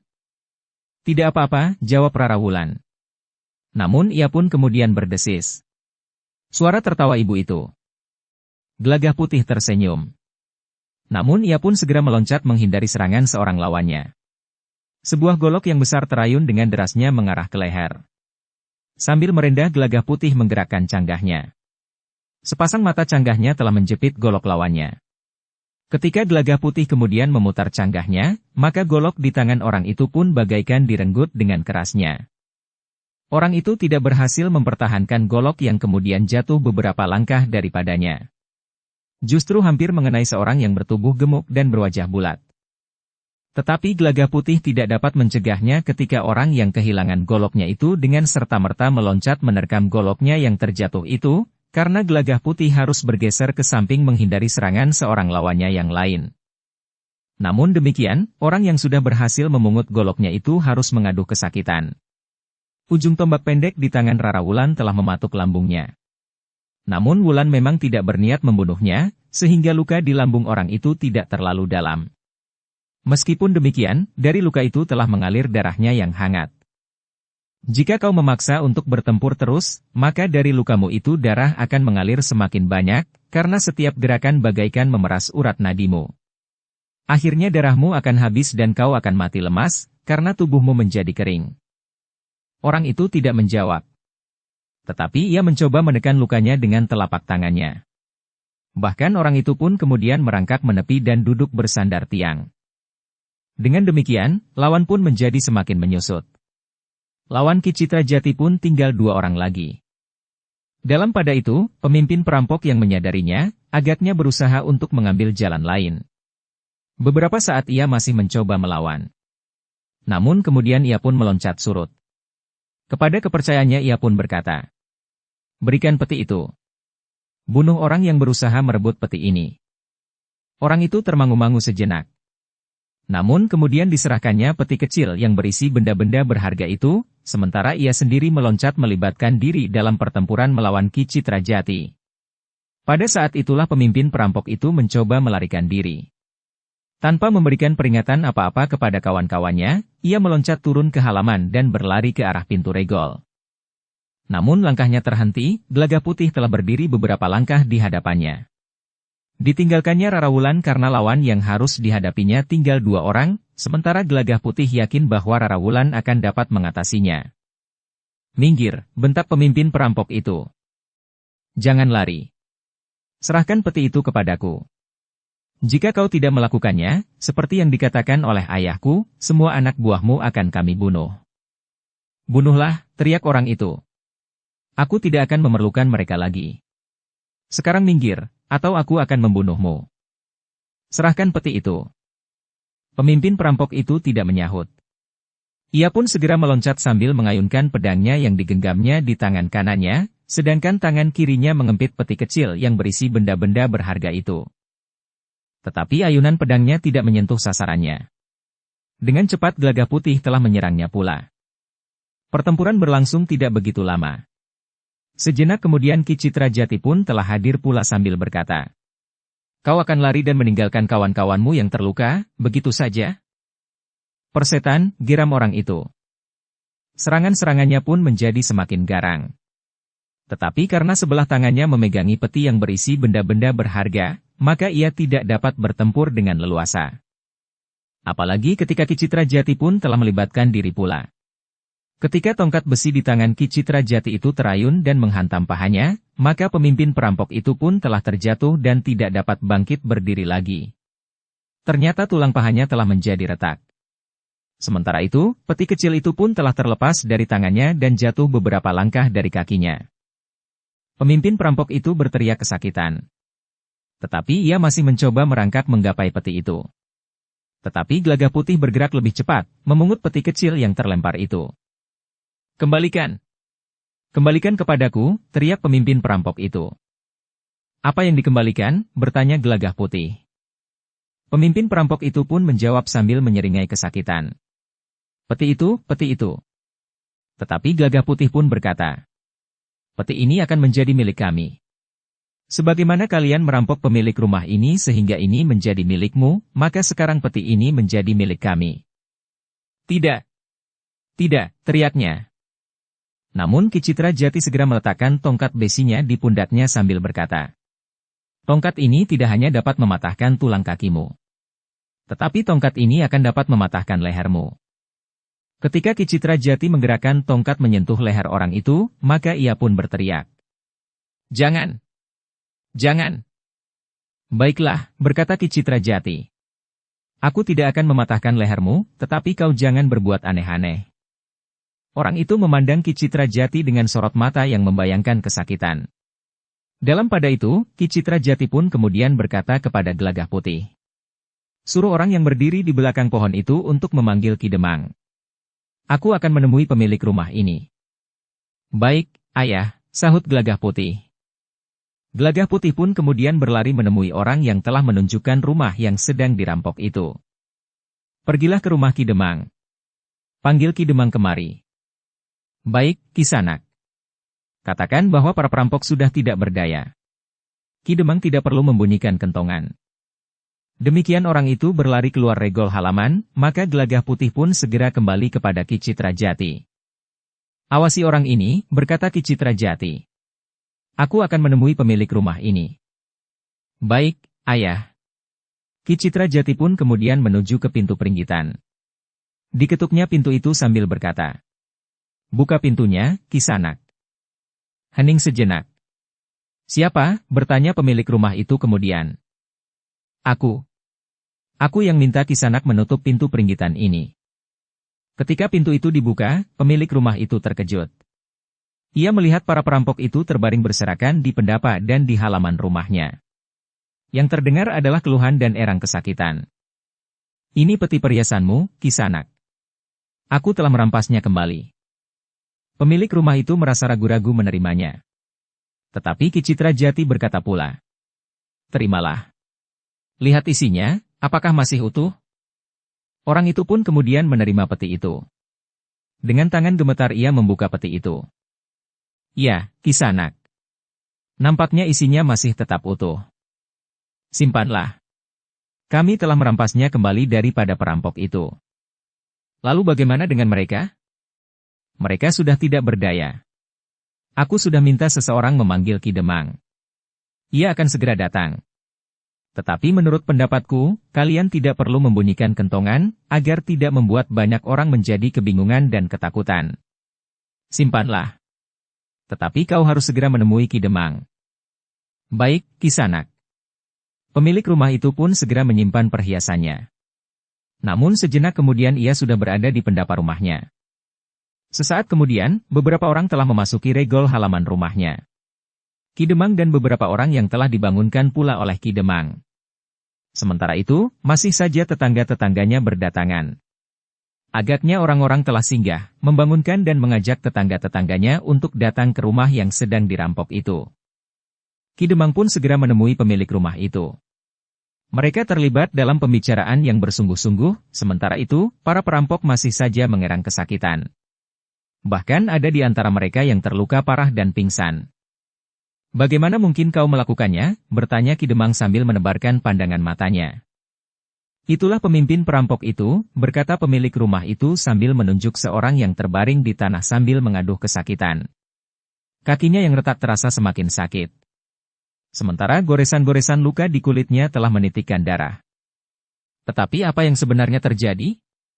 Bagaimana mungkin kau dapat mengalahkan mereka semuanya? Bukan aku, jawab pemilik rumah itu. Siapa yang telah mengalahkan mereka? 4 orang yang semula datang untuk minta izin menginap. Merekalah yang telah merampas kembali peti perhiasan kami yang telah dirampas oleh para perampok itu. Di mana mereka sekarang? Pemilik rumah itu termangu-mangu sejenak. Dilihatnya semakin lama semakin banyak orang yang berdatangan. Tetapi ia tidak melihat lagi 4 orang yang telah menolongnya. Pemilik rumah itu termangu-mangu sejenak. Dengan ragu-ragu ia pun berkata, "Tadi ia masih berada di sini. Ketika Ki Demang datang, mereka masih berdiri di pendapa ini." "Apakah kau bermimpi?" bertanya Ki Demang. Tetapi para perampok yang tidak berdaya lagi itu bukan sekedar mimpi. "Apakah kau sudah diselamatkan oleh 4 sosok genderuwo?" "Ki Demang," berkata orang yang telah menyusulnya. "Keempat orang itu semula bermalam di Banjar." "Kenapa ia datang kemari?" Orang itu pun kemudian menceritakan bagaimana ia dikejar oleh 2 orang perampok pada saat ia menyelinap dari rumah itu untuk berusaha membunyikan kentongan di Banjar. "Jadi ada 2 orang perampok yang terikat di Banjar?" "Ya." Ki Demang mengangguk-angguk kecil. Katanya kemudian, "Sulit dimengerti. Tetapi untunglah bahwa aku sudah pulang dari padukuhan sebelah. Aku mendapat undangan Midadareni. Aku juga mendapat undangan, Ki Demang. Tetapi aku tidak dapat datang karena kepalaku terasa pening dan badanku sedikit panas." "Tetapi orang itu bukan jin, Ki Demang," berkata orang yang berlari ke Banjar itu. Katanya selanjutnya, "Kaki mereka beranjak di tanah. Sikap mereka, kata-kata mereka sama sekali tidak memberikan kesan bahwa mereka bukan makhluk seperti kita. Jin dapat menjelma menjadi orang yang utuh seperti kita." Namun seorang yang berbadan agak gemuk berkata, "Maksud Ki Demang, 4 orang yang tadi berada di halaman rumah ini?" "Ya. Aku melihat 4 orang yang keluar dari halaman rumah ini." "Kau tidak menegurnya?" "Tidak, Ki Demang. Seharusnya kau menegurnya dan bertanya kepadanya, siapakah mereka itu. Seandainya mereka termasuk anak buah perampok ini, maka mereka akan mendapat kesempatan untuk melarikan diri. Tetapi mereka berjalan dengan tenang. Jika mereka anak buah perampok yang merampok rumah ini, mereka tentu nampak gelisah atau tergesa-gesa. Tetapi seharusnya mereka tidak pergi begitu saja. Setidaknya aku sempat mengucapkan terima kasih kepada mereka." Dalam pada itu, semakin lama semakin banyak orang yang datang ke rumah yang dirampok itu. Orang-orang yang pergi menonton tari topeng sebagian sudah kembali. Mereka yang mendengar bahwa telah terjadi perampokan segera pergi ke rumah itu. Sementara itu, di luar padukuhan, Ki Citra Jati, Nyi Citra Jati, Gelagah Putih dan Rara Wulan, berjalan dengan cepat menjauh. Mereka sengaja meninggalkan rumah orang yang dirampok itu dengan diam-diam, setelah mereka yakin bahwa Ki Demang dan para bebahu sudah datang bersama beberapa orang. Apalagi para perampok itu sudah tidak berdaya. "Kita tidak mau tertahan terlalu lama di padukuhan ini," berkata Ki Citra Jati. "Jika kita harus menemui Ki Demang, maka belum tentu esok pagi kita dapat melanjutkan perjalanan. Kita harus memberikan keterangan tentang para perampok itu." "Ya, Ayah," sahut Gelagah Putih. Semakin cepat kita sampai ke tujuan, tentu semakin baik. Kita sudah berjanji untuk tidak melibatkan diri serta mencampuri persoalan yang terjadi pada orang lain di sepanjang perjalanan, berkata Nyi Citra Jati. Tetapi kita tentu tidak akan dapat tinggal diam jika terjadi peristiwa seperti ini. Ya. Gelagah Putih mengangguk-angguk. Yang kita lakukan termasuk kewajiban kita bagi sesama. Itulah sebabnya kita terpaksa terlibat, sahut Ki Citra Jati. Tetapi jangan menyita waktu terlalu banyak. Karena itu, kita memilih untuk segera pergi. Pemilik rumah itu tentu mencari kita, desis Rara Wulan. Ya. Bahkan Ki Demang pun tentu mencari kita pula. Apa boleh buat, gumam Ki Citra Jati, seolah-olah ditunjukkan kepada diri sendiri. Keempat orang itu pun berjalan semakin lama semakin jauh. Sementara itu malam pun telah memasuki dini hari. Apakah kita masih akan berhenti? Bertanya Nyi Citra Jati. Nampaknya di depan kita itu terbentang sebuah padang perdu. Kita dapat beristirahat sampai fajar. Keempat orang itu pun berjalan terus. Seperti yang mereka duga, maka beberapa saat kemudian mereka pun memasuki sebuah padang perdu yang menyekat bulak persawahan dengan hutan yang membujur panjang. Kita beristirahat sebentar. Kita dapat duduk di bawah pohon itu. Mungkin kita akan dibasahi oleh titik-titik embun. Seekor binatang buas dapat saja mendatangi kita menjelang fajar. Binatang yang malang. Tetapi rasa-rasanya kita berada di jarak yang cukup jauh, sehingga binatang buas itu tidak akan mencium bau kehadiran kita. Angin bertiup ke arah hutan itu. Binatang buas itu tentu sudah kenyang. Yang mendengar jawaban Ki Citra Jati pun tertawa. Sejenak kemudian, mereka berempat pun berhenti di bawah sebatang pohon yang besar. Ki Citra Jati dan Nyi Citra Jati pun kemudian duduk di atas akar pohon yang besar itu, bersandar pada batangnya. Sedangkan Gelagah Putih dan Rara Wulan pun telah duduk pada akarnya pula. Akar pohon yang menjalar panjang di atas tanah. Agaknya lebih hangat bermalam di banjar itu, desis Nyi Citra Jati. Ki Citra Jati, Gelagah Putih dan Rara Wulan tertawa. Di banjar itu aku dapat berbaring di pembaringan, sambung Rara Wulan. Di sini akar batang yang besar ini pun basah oleh embun, sahut Nyi Citra Jati. Bukankah kita memilih duduk di sini, di bawah titik-titik embun, daripada duduk di pinggiran rumah orang yang dirampok itu? Di sana kita akan mendapat minuman hangat. Sementara itu di dapur, para pembantu orang kaya itu sibuk menyiapkan makan pagi bagi kita. Menangkap seekor ayam atau beberapa butir telur, atau kedua-duanya. Tidurlah. Mungkin mimpi kita akan sama. Nasi hangat, ingkung seekor ayam jantan yang tidak terlalu besar, telur dadar, pepes gurami. Keempat orang itu tertawa menyentak. Pest, jangan mengejutkan seekor harimau yang sedang tidur. Ternyata mereka tidak begitu lama duduk di bawah pohon itu. Ketika bayangan fajar mewarnai ujung langit, maka mereka pun segera bangkit dan melanjutkan perjalanan. Kita tentu akan melintasi sungai, desis Ki Citra Jati. Sementara itu, puncak Gunung Merapi dan Gunung Merbabu pun menjadi merah. Sinar matahari yang bangkit dari kaki langit, memancar menyiram puncak sepasang gunung yang berdiri berjajar itu. Gunung yang menjadi ancar-ancar perjalanan mereka. Sebenarnya lah beberapa saat kemudian, mereka sampai ke sebuah tebing yang rendah. Di bawah tebing itu mengalir sebatang sungai yang tidak begitu besar. Airnya jernih sekali, desis Rara Wulan. Butir-butir pasir yang lembut di dasar sungai itu dapat dilihat dengan jelas. Bahkan kelompok-kelompok wader pari yang berenang menyongsong aliran sungai itu. Tetapi kita tidak akan dapat menangkap ikan-ikan kecil itu, desis Gelagah Putih. Jika kita mempunyai irik, kita akan dapat menangkapnya. Tetapi hanya 1-2. Ya.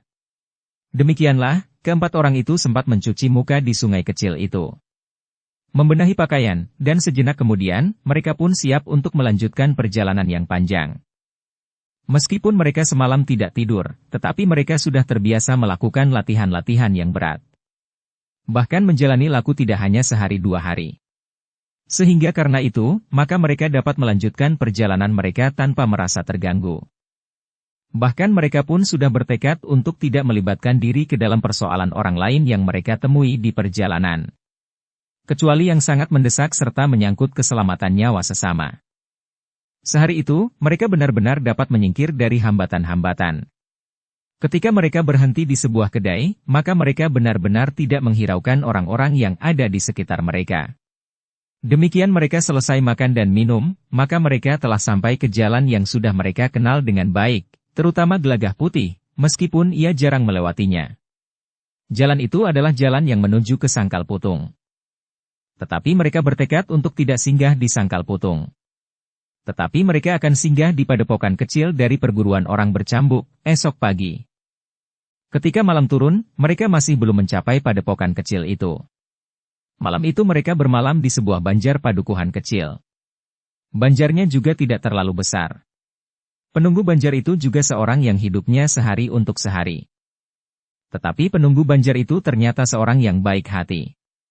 Malam itu, penunggu banjar itu telah mencabut sebatang ketela pohon di kebun belakang banjar padukuhan itu, untuk direbus dan dihidangkan kepada keempat orang yang bermalam di banjar itu.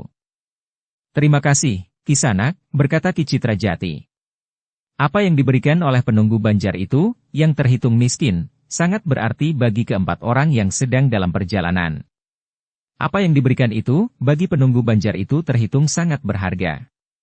Lebih berharga dari semangkuk nasi dengan telur dan daging bagi seorang yang berkecukupan, karena harga nasi, telur, dan daging itu bagi orang yang berkecukupan tidak berarti apa-apa.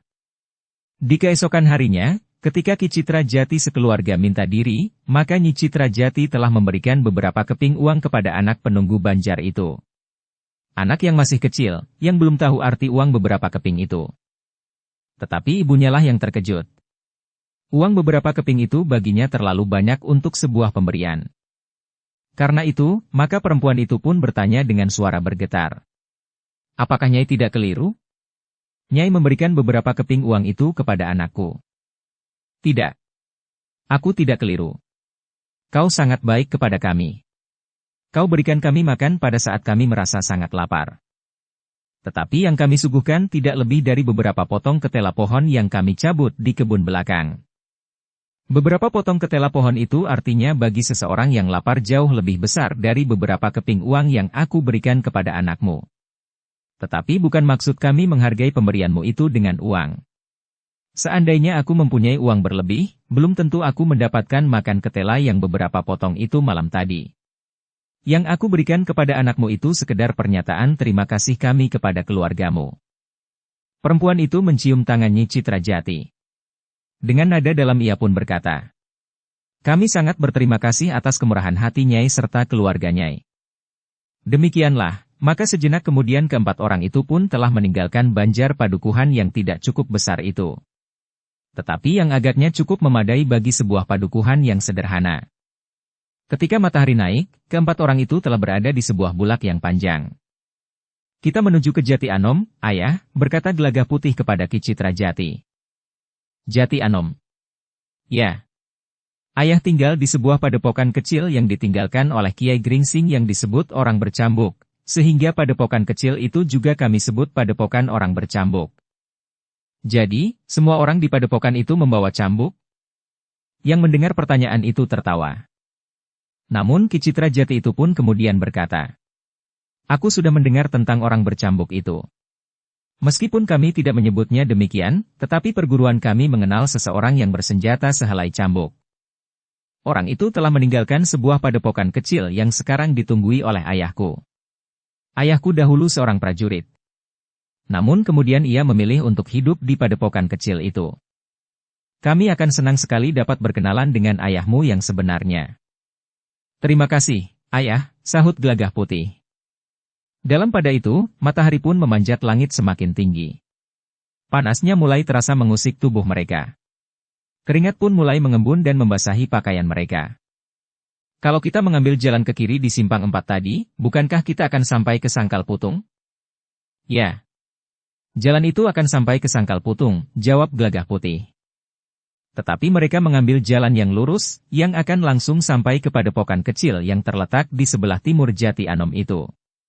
Semilir angin yang bertiup dari selatan membuat tubuh-tubuh yang kepanasan itu menjadi agak segar.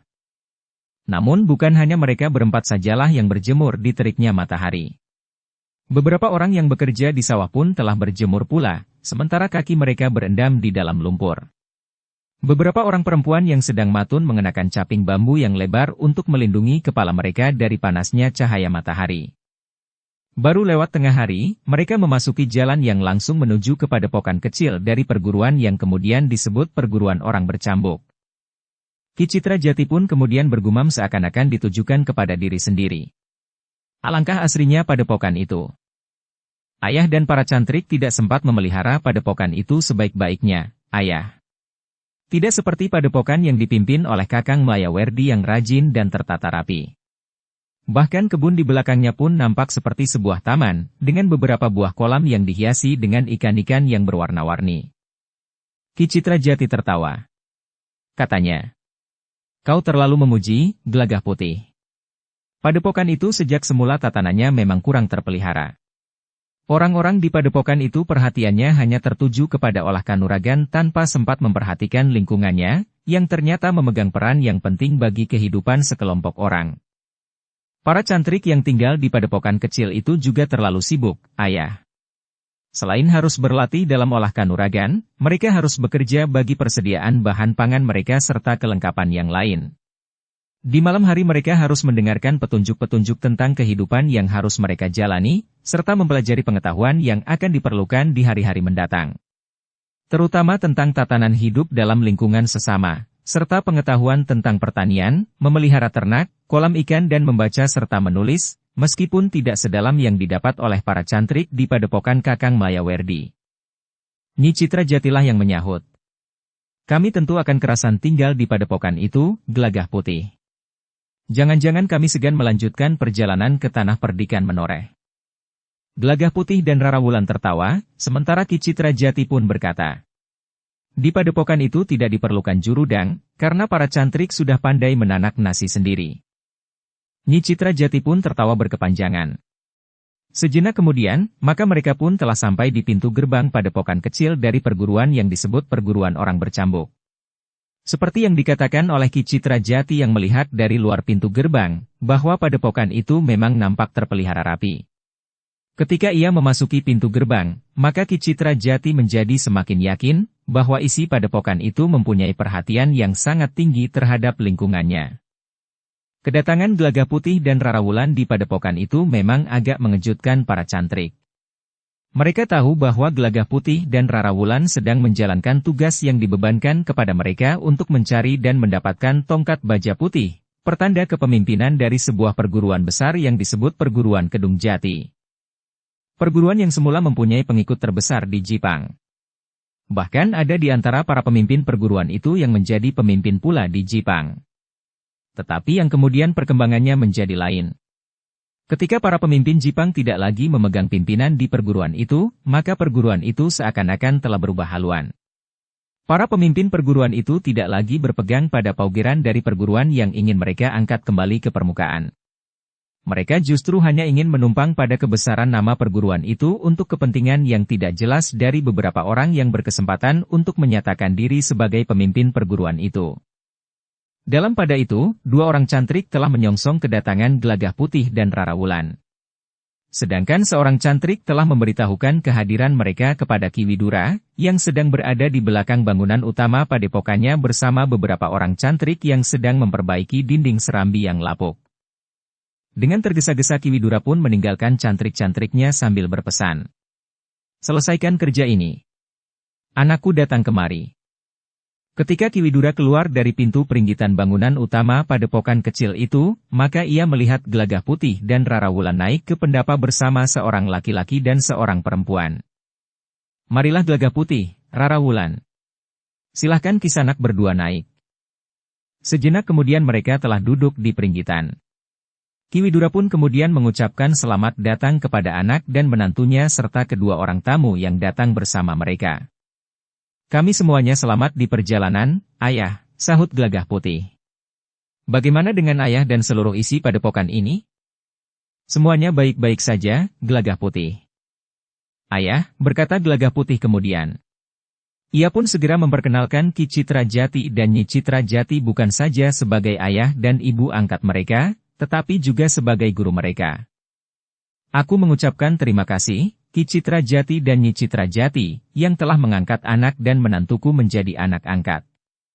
Bahkan lebih dari itu, keduanya telah mendapat bimbingan untuk dapat menguasai ilmu yang akan sangat berarti bagi masa depan mereka. Kami bukan orang-orang berilmu tinggi, berkata Ki Citrajati. Kami hanya ingin menitipkan ilmu yang dengan susah payah kami pelajari, agar tidak menjadi punah.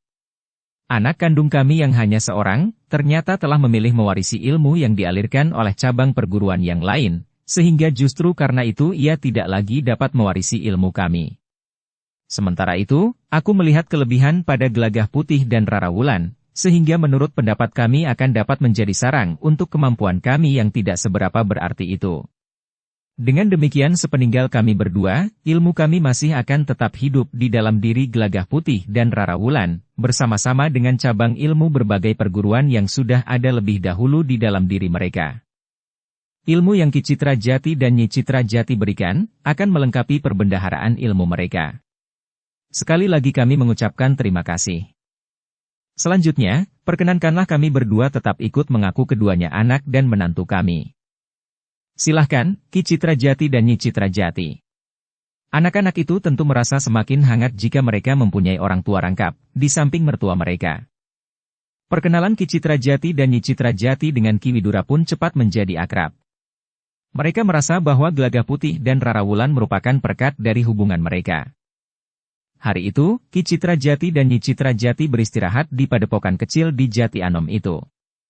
Sementara itu, Gelagah Putih pun telah menceritakan perjalanannya sejak ia berangkat sampai ia kembali dan singgah di padepokan kecil itu. Menurut keterangan yang aku dengar itu, Ki Sabalintang sedang bersiap-siap untuk mendatangi rumah Kakang Agung Sedayu. Bukankah mereka pernah mencobanya dan ternyata mereka tidak berhasil? Ya, Ayah. Ki Widura mengangguk-angguk. Namun nampak di wajah Ki Widura bahwa ada sesuatu yang ingin diungkapkannya, meskipun agak ragu-ragu. Gelagah Putih, berkata Ki Widura. Sekarang sebaiknya kalian beristirahat saja lebih dahulu. Mungkin kau ingin menunjukkan kepada ayah dan ibu angkatmu, lingkungan yang terdapat di padepokan ini. Halaman depan, halaman samping, beberapa barak, kebun dengan kolam-kolam ikan, serta sebidang tanah untuk peternakan, selain sawah ladang kami yang terbentang sampai ke pinggir hutan. Tetapi kalian tentu tidak akan pergi keluar dinding padepokan, sehingga yang kalian lihat pun tentu hanya terbatas saja. Gelagah Putih mengerutkan dahinya. Meskipun kepalanya mengangguk, tetapi ia masih belum menjawab. Nanti malam aku ingin berbicara tentang usaha orang-orang dari perguruan Kedung Jati itu. Kenapa menunggu nanti malam, Ayah? Bertanya Gelagah Putih. Ki Widura tersenyum. Katanya, di malam hari kita akan berada di dalam suasana yang lebih tenang. Udara tidak terlalu panas, dan rasa-rasanya tugas-tugas kita yang lain untuk hari ini sudah kita selesaikan. Gelagah Putih mengangguk-angguk. Katanya, baik, Ayah. Nah, ajak ayah dan ibu angkatmu beristirahat sambil melihat-lihat kolam ikan kami. Para cantrik agaknya berhasil memelihara ikan dan menernakkannya. Seperti yang dikatakan ayahnya, maka Gelagah Putih pun telah mempersilahkan Ki Citrajati dan Nyi Citrajati untuk melihat-lihat lingkungan di padepokan itu, disertai oleh Rara Wulan. Ternyata mereka sangat tertarik kepada beberapa kolam ikan yang terdapat di bagian belakang dari padepokan itu. Sangat menyenangkan, berkata Nyi Citrajati. Kolam-kolam ini terpelihara sangat baik. Perputaran airnya sangat teratur, sementara penangkarannya pun dapat berlangsung dengan baik. Dengan memisahkan anak-anak ikan dengan ikan-ikan yang lebih besar, dapat memberikan kemungkinan hidup lebih banyak bagi bibit-bibit ikan itu.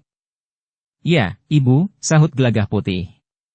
Ada beberapa orang cantrik yang menghususkan diri memelihara kolam-kolam ini serta isinya, sehingga hasilnya menjadi cukup baik. Tidak hanya cukup baik, tetapi sangat baik. Rasa-rasanya aku ingin menangkap 1-2 ekor. Jika ayah menginginkannya, berkata Gelagah Putih. Tadi seorang cantrik sudah menangkap 2 ekor gurami yang besar, berkata Rara Wulan. Ki Citrajati mengangguk-angguk sambil berdesis. Nah, kesampaian juga keinginanku itu. Tetapi apakah gurami itu akan diperuntukkan bagi kita, sahut Nyi Citrajati. Hei! Nyi Citrajati tertawa. Gelagah Putih dan Rara Wulan pun tertawa pula. Demikian pula Ki Citrajati. Beberapa saat lamanya mereka berada di kebun padepokan kecil itu. Namun kemudian mereka pun telah kembali ke barak kecil yang diperuntukkan bagi Ki Citra Jati dan Nyi Citra Jati. Sedangkan Gelagah Putih dan Rara Wulan juga akan berada di serambi samping barak kecil itu. Ketika matahari terbenam, serta lampu-lampu minyak sudah menyala di mana-mana, maka Ki Citra Jati dan Nyi Citra Jati dipersilahkan ke bangunan utama padepokan itu untuk makan malam bersama dengan Ki Widura, Gelagah Putih dan Rara Wulan. Nyi Citra Jati sempat menggamit Ki Citra Jati ketika mereka melihat 2 ekor gurami yang besar telah ikut dihidangkan pula di antara beberapa macam lauk yang lain. "Ayah," desis Rara Wulan sambil memandang wajah Ki Citra Jati. Ki Citra Jati yang tanggap itu pun tertawa pula. Sejenak kemudian, mereka pun makan malam bersama-sama. Sambil makan Ki Citra Jati, Nyi Citra Jati dan Ki Widura banyak berbicara tentang lingkungan padepokan itu. Tentang kerja para cantrik di samping latihan-latihan olah kanuragan yang berat. Demikianlah, setelah mereka selesai makan malam serta beristirahat sejenak, maka Ki Widura pun mempersilahkan mereka untuk duduk di peringgitan bangunan utama itu. "Ada sesuatu yang ingin aku ceritakan," berkata Ki Widura, "terutama ditujukan kepada Gelagah Putih dan Rara Wulan. Jika kami tidak dapat ikut dalam pembicaraan itu, biarlah kami berada di barak yang telah disediakan untuk kami," berkata Ki Citra Jati.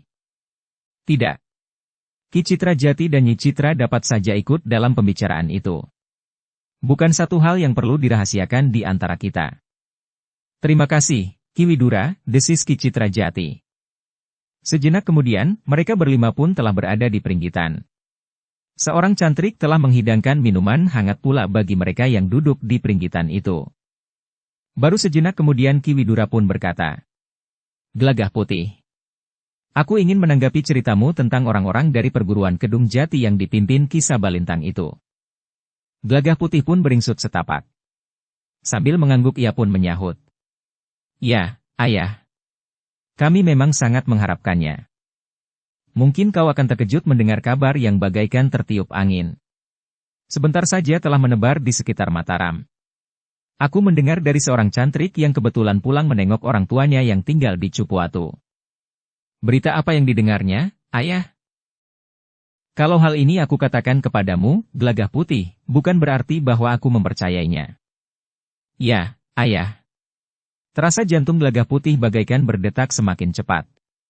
Ia mengerti betapa ayahnya sangat berhati-hati untuk mengucapkan cerita yang didengarnya. Namun dengan demikian Gelagah Putih pun menduga bahwa cerita itu tentu sangat penting artinya bagi dirinya, dan barangkali juga bagi tugas yang diembannya dalam hubungannya dengan tongkat baja putih, pertanda kepemimpinan perguruan Kedung Jati. "Gelagah Putih," berkata Ki Widura selanjutnya.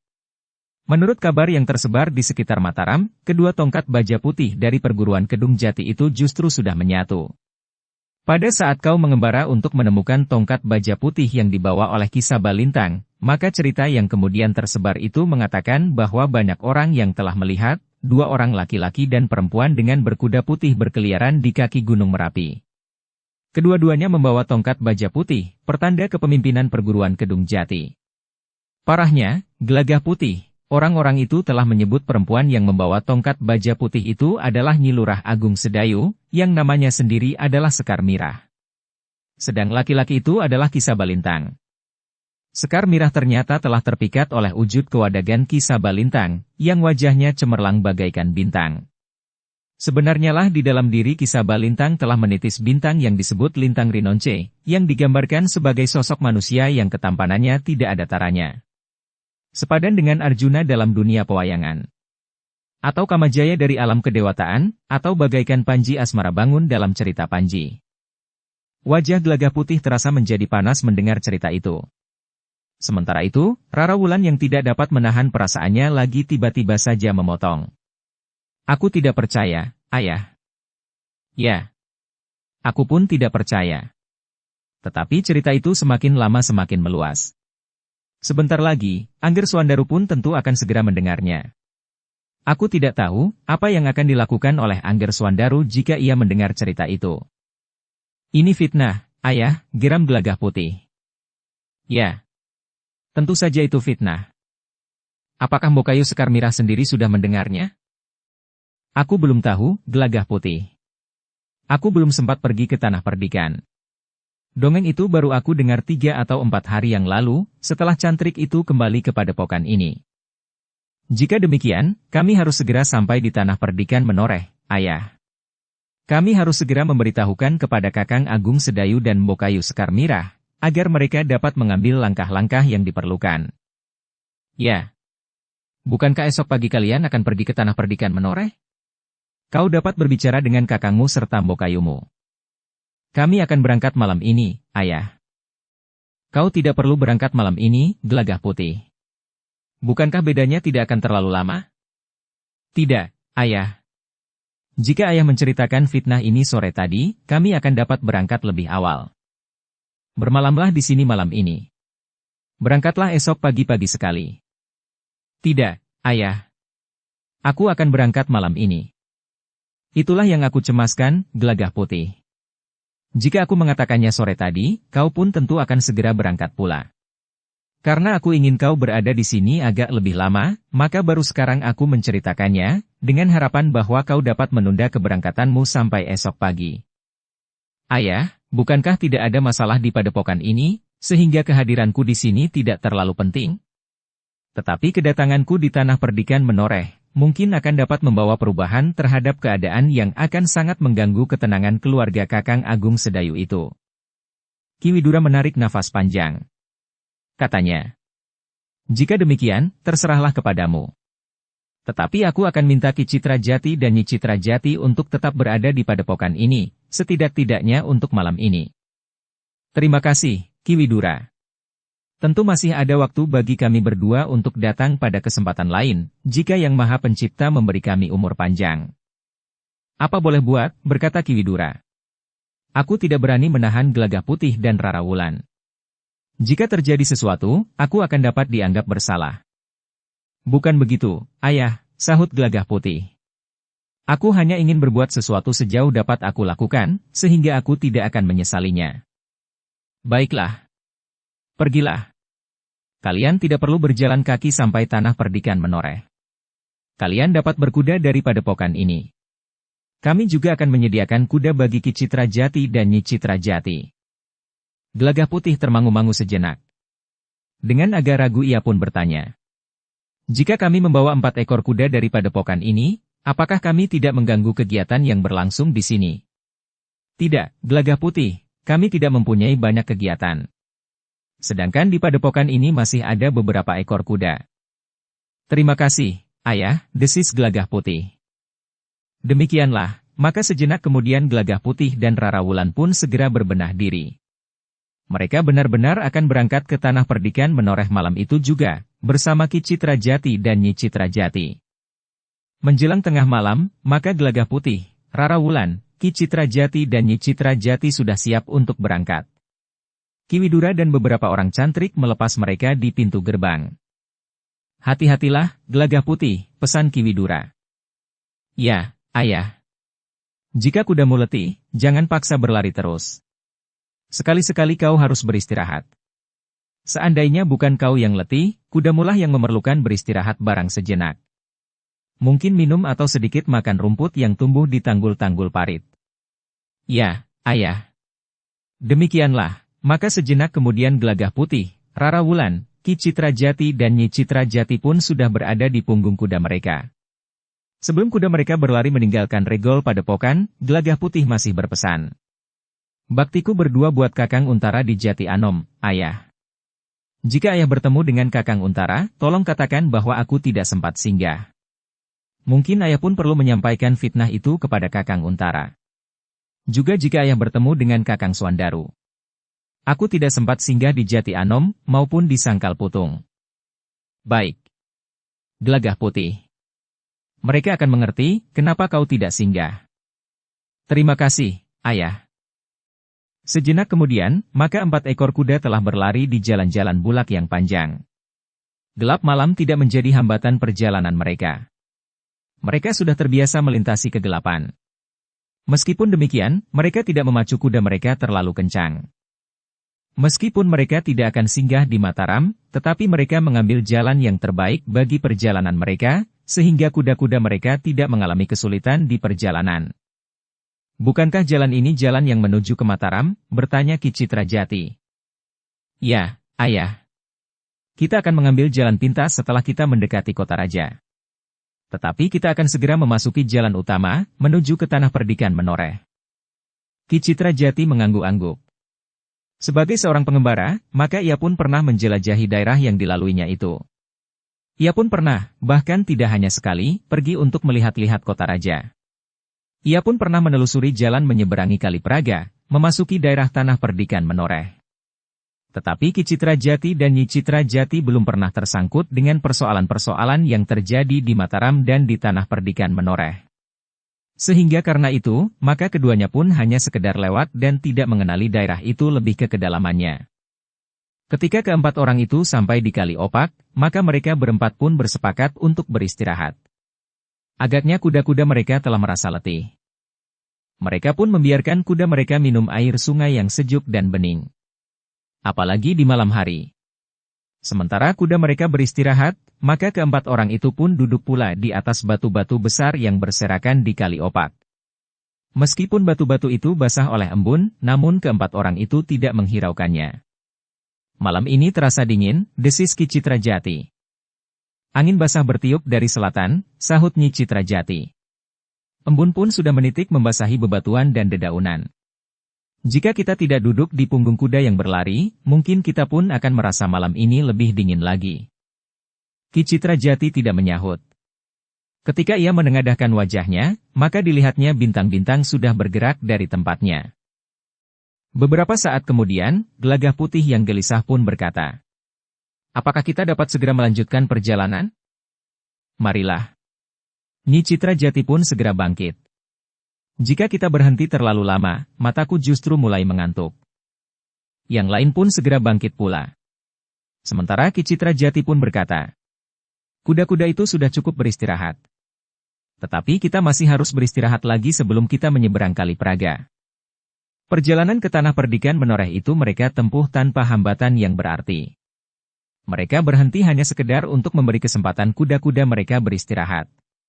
Ketika mereka sampai di tepian Kali Praga, maka mereka melihat matahari mulai naik. Tetapi sinarnya masih sangat lemah, sehingga masih belum terasa menjamah kulit mereka. Di kejauhan terdengar suara burung liar yang berkicau dengan riang menyambut hari baru yang cerah. Sementara itu di tepian sudah ada beberapa orang yang siap untuk menyeberang pula. Ketika sebuah rakit dari seberang menepi, keempat orang itu masih belum mendapat tempat, apalagi mereka membawa 4 ekor kuda. Seorang yang memikul 2 bakul besar dengan ramah berkata, "Maaf, Kisanak, aku mendahului."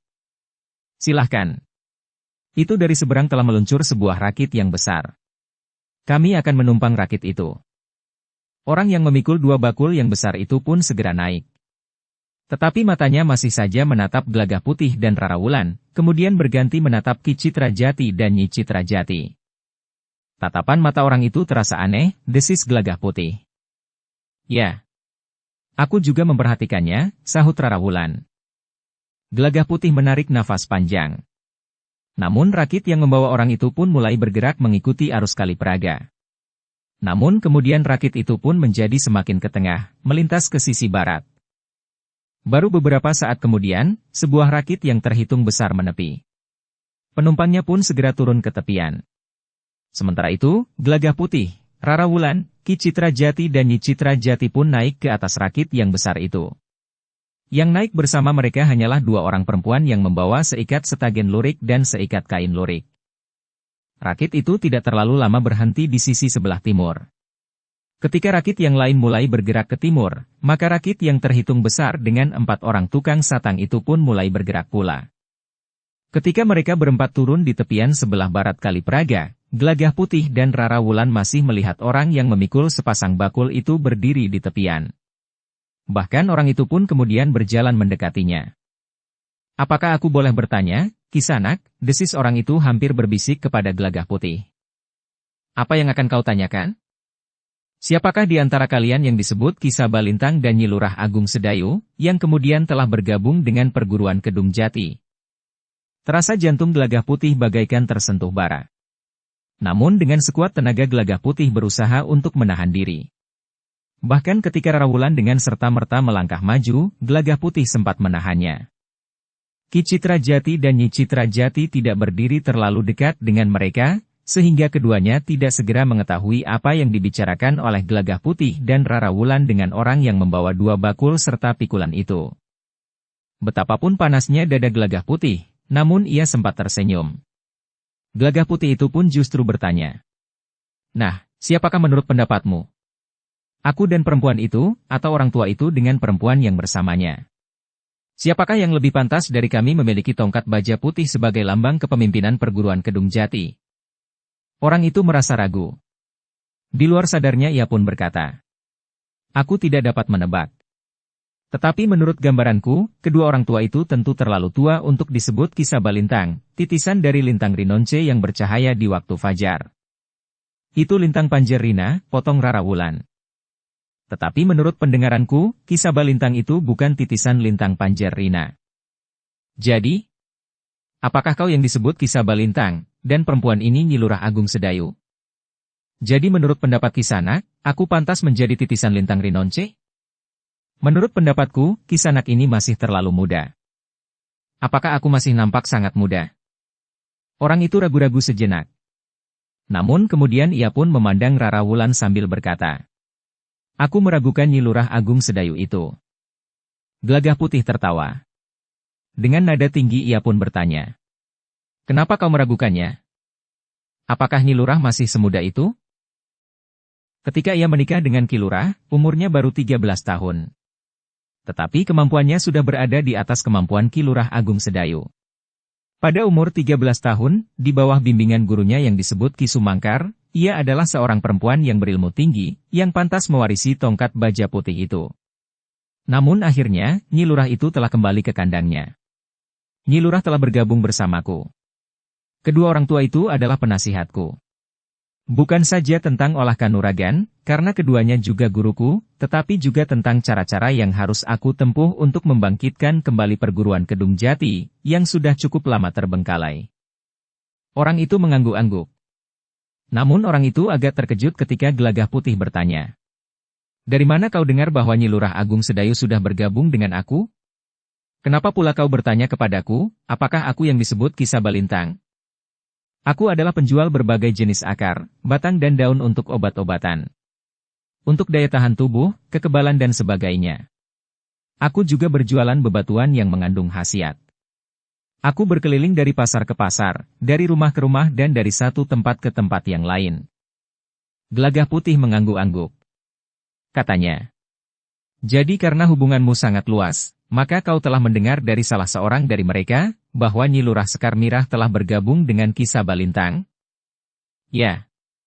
Tetapi dari mana kau tahu, bahwa akulah Kisah Balintang itu, dan perempuan ini adalah Nyi Lurah Agung Sedayu? Orang itu tertawa pendek. Katanya, menurut wujud lahiriah, aku hanya seorang yang menjajakan daganganku dalam sepasang bakul yang aku pikul ke sana kemari. Tetapi ternyata aku mempunyai tanggapan jiwani yang sangat peka.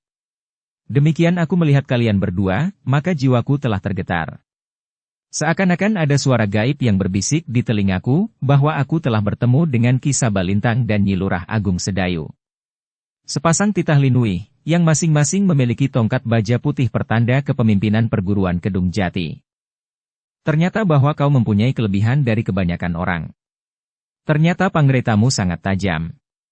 Kau mempunyai rabaan indera keenam yang tidak dimiliki oleh orang lain. Ya. Justru karena pekerjaanku, maka aku sering menjalani laku prihatin. Aku sering berziarah ke tempat-tempat wingit. Ternyata laku yang aku jalani tidak sia-sia. Aku mempunyai rabaan indera keenam. Meskipun aku belum pernah melihat kalian, tetapi aku langsung dapat melihat bahwa kalian berdua adalah dua orang linui itu. Terima kasih. Sekarang aku minta diri. Kalian akan pergi kemana? Ke Tanah Perdikan Menoreh. Untuk apa? Apakah Nyi Lurah Agung Sedayu akan pulang dan meninggalkan Kisah Balintang? Bagaimana menurut penglihatan indera keenammu? Gelagah Putih justru bertanya. Tidak. Kisah Balintang akan menemui Ki Lurah Agung Sedayu. Menantangnya berperang tanding dan akhirnya membunuhnya. Kau benar-benar mempunyai indera keenam. Penglihatanmu terang. Kau dapat melihat apa yang belum terjadi. Jadi, apakah aku akan berhasil? Ya, kau akan berhasil. Bagus, sahut Gelagah Putih. Aku minta, pergilah ke Tanah Perdikan Menoreh. Kau akan melihat bagaimana aku berperang tanding dengan Ki Lurah Agung Sedayu. Orang itu berpikir sejenak. Lalu katanya, aku ingin, Kisanak. Tetapi sayang, aku harus pergi ke Sumpio. Ada orang sakit yang harus aku obati. Tetapi jika aku selesai dengan pengobatan itu, aku akan pergi ke Tanah Perdikan Menoreh. Baik. Aku tunggu kau di Tanah Perdikan Menoreh. Meskipun aku tidak berada di Tanah Perdikan Menoreh, Ki Sabalintang, tetapi aku tetap melihat apa yang akan terjadi di Tanah Perdikan Menoreh itu. Ya. Indra keenammu akan melihat apa yang akan terjadi di Tanah Perdikan Menoreh.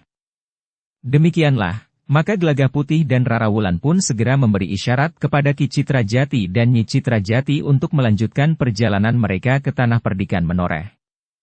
Ki Citra Jati dan Nyi Citra Jati yang kemudian mendengarkan pembicaraan Gelagah Putih dan orang yang memikul sepasang bakul itu, mengetahui maksud pembicaraan mereka. Karena itu, ketika mereka sudah berkuda meninggalkan orang yang memikul sepasang bakul itu, Ki Citra Jati pun berkata, "Kasihan orang itu. Kenapa kau tidak mengatakan yang sebenarnya kepada orang itu, Kakang?" Rara Wulan justru bertanya. Aku tidak sampai hati merusak kebanggaannya. Ia merasa bahwa ia memiliki penglihatan batin yang sangat tajam.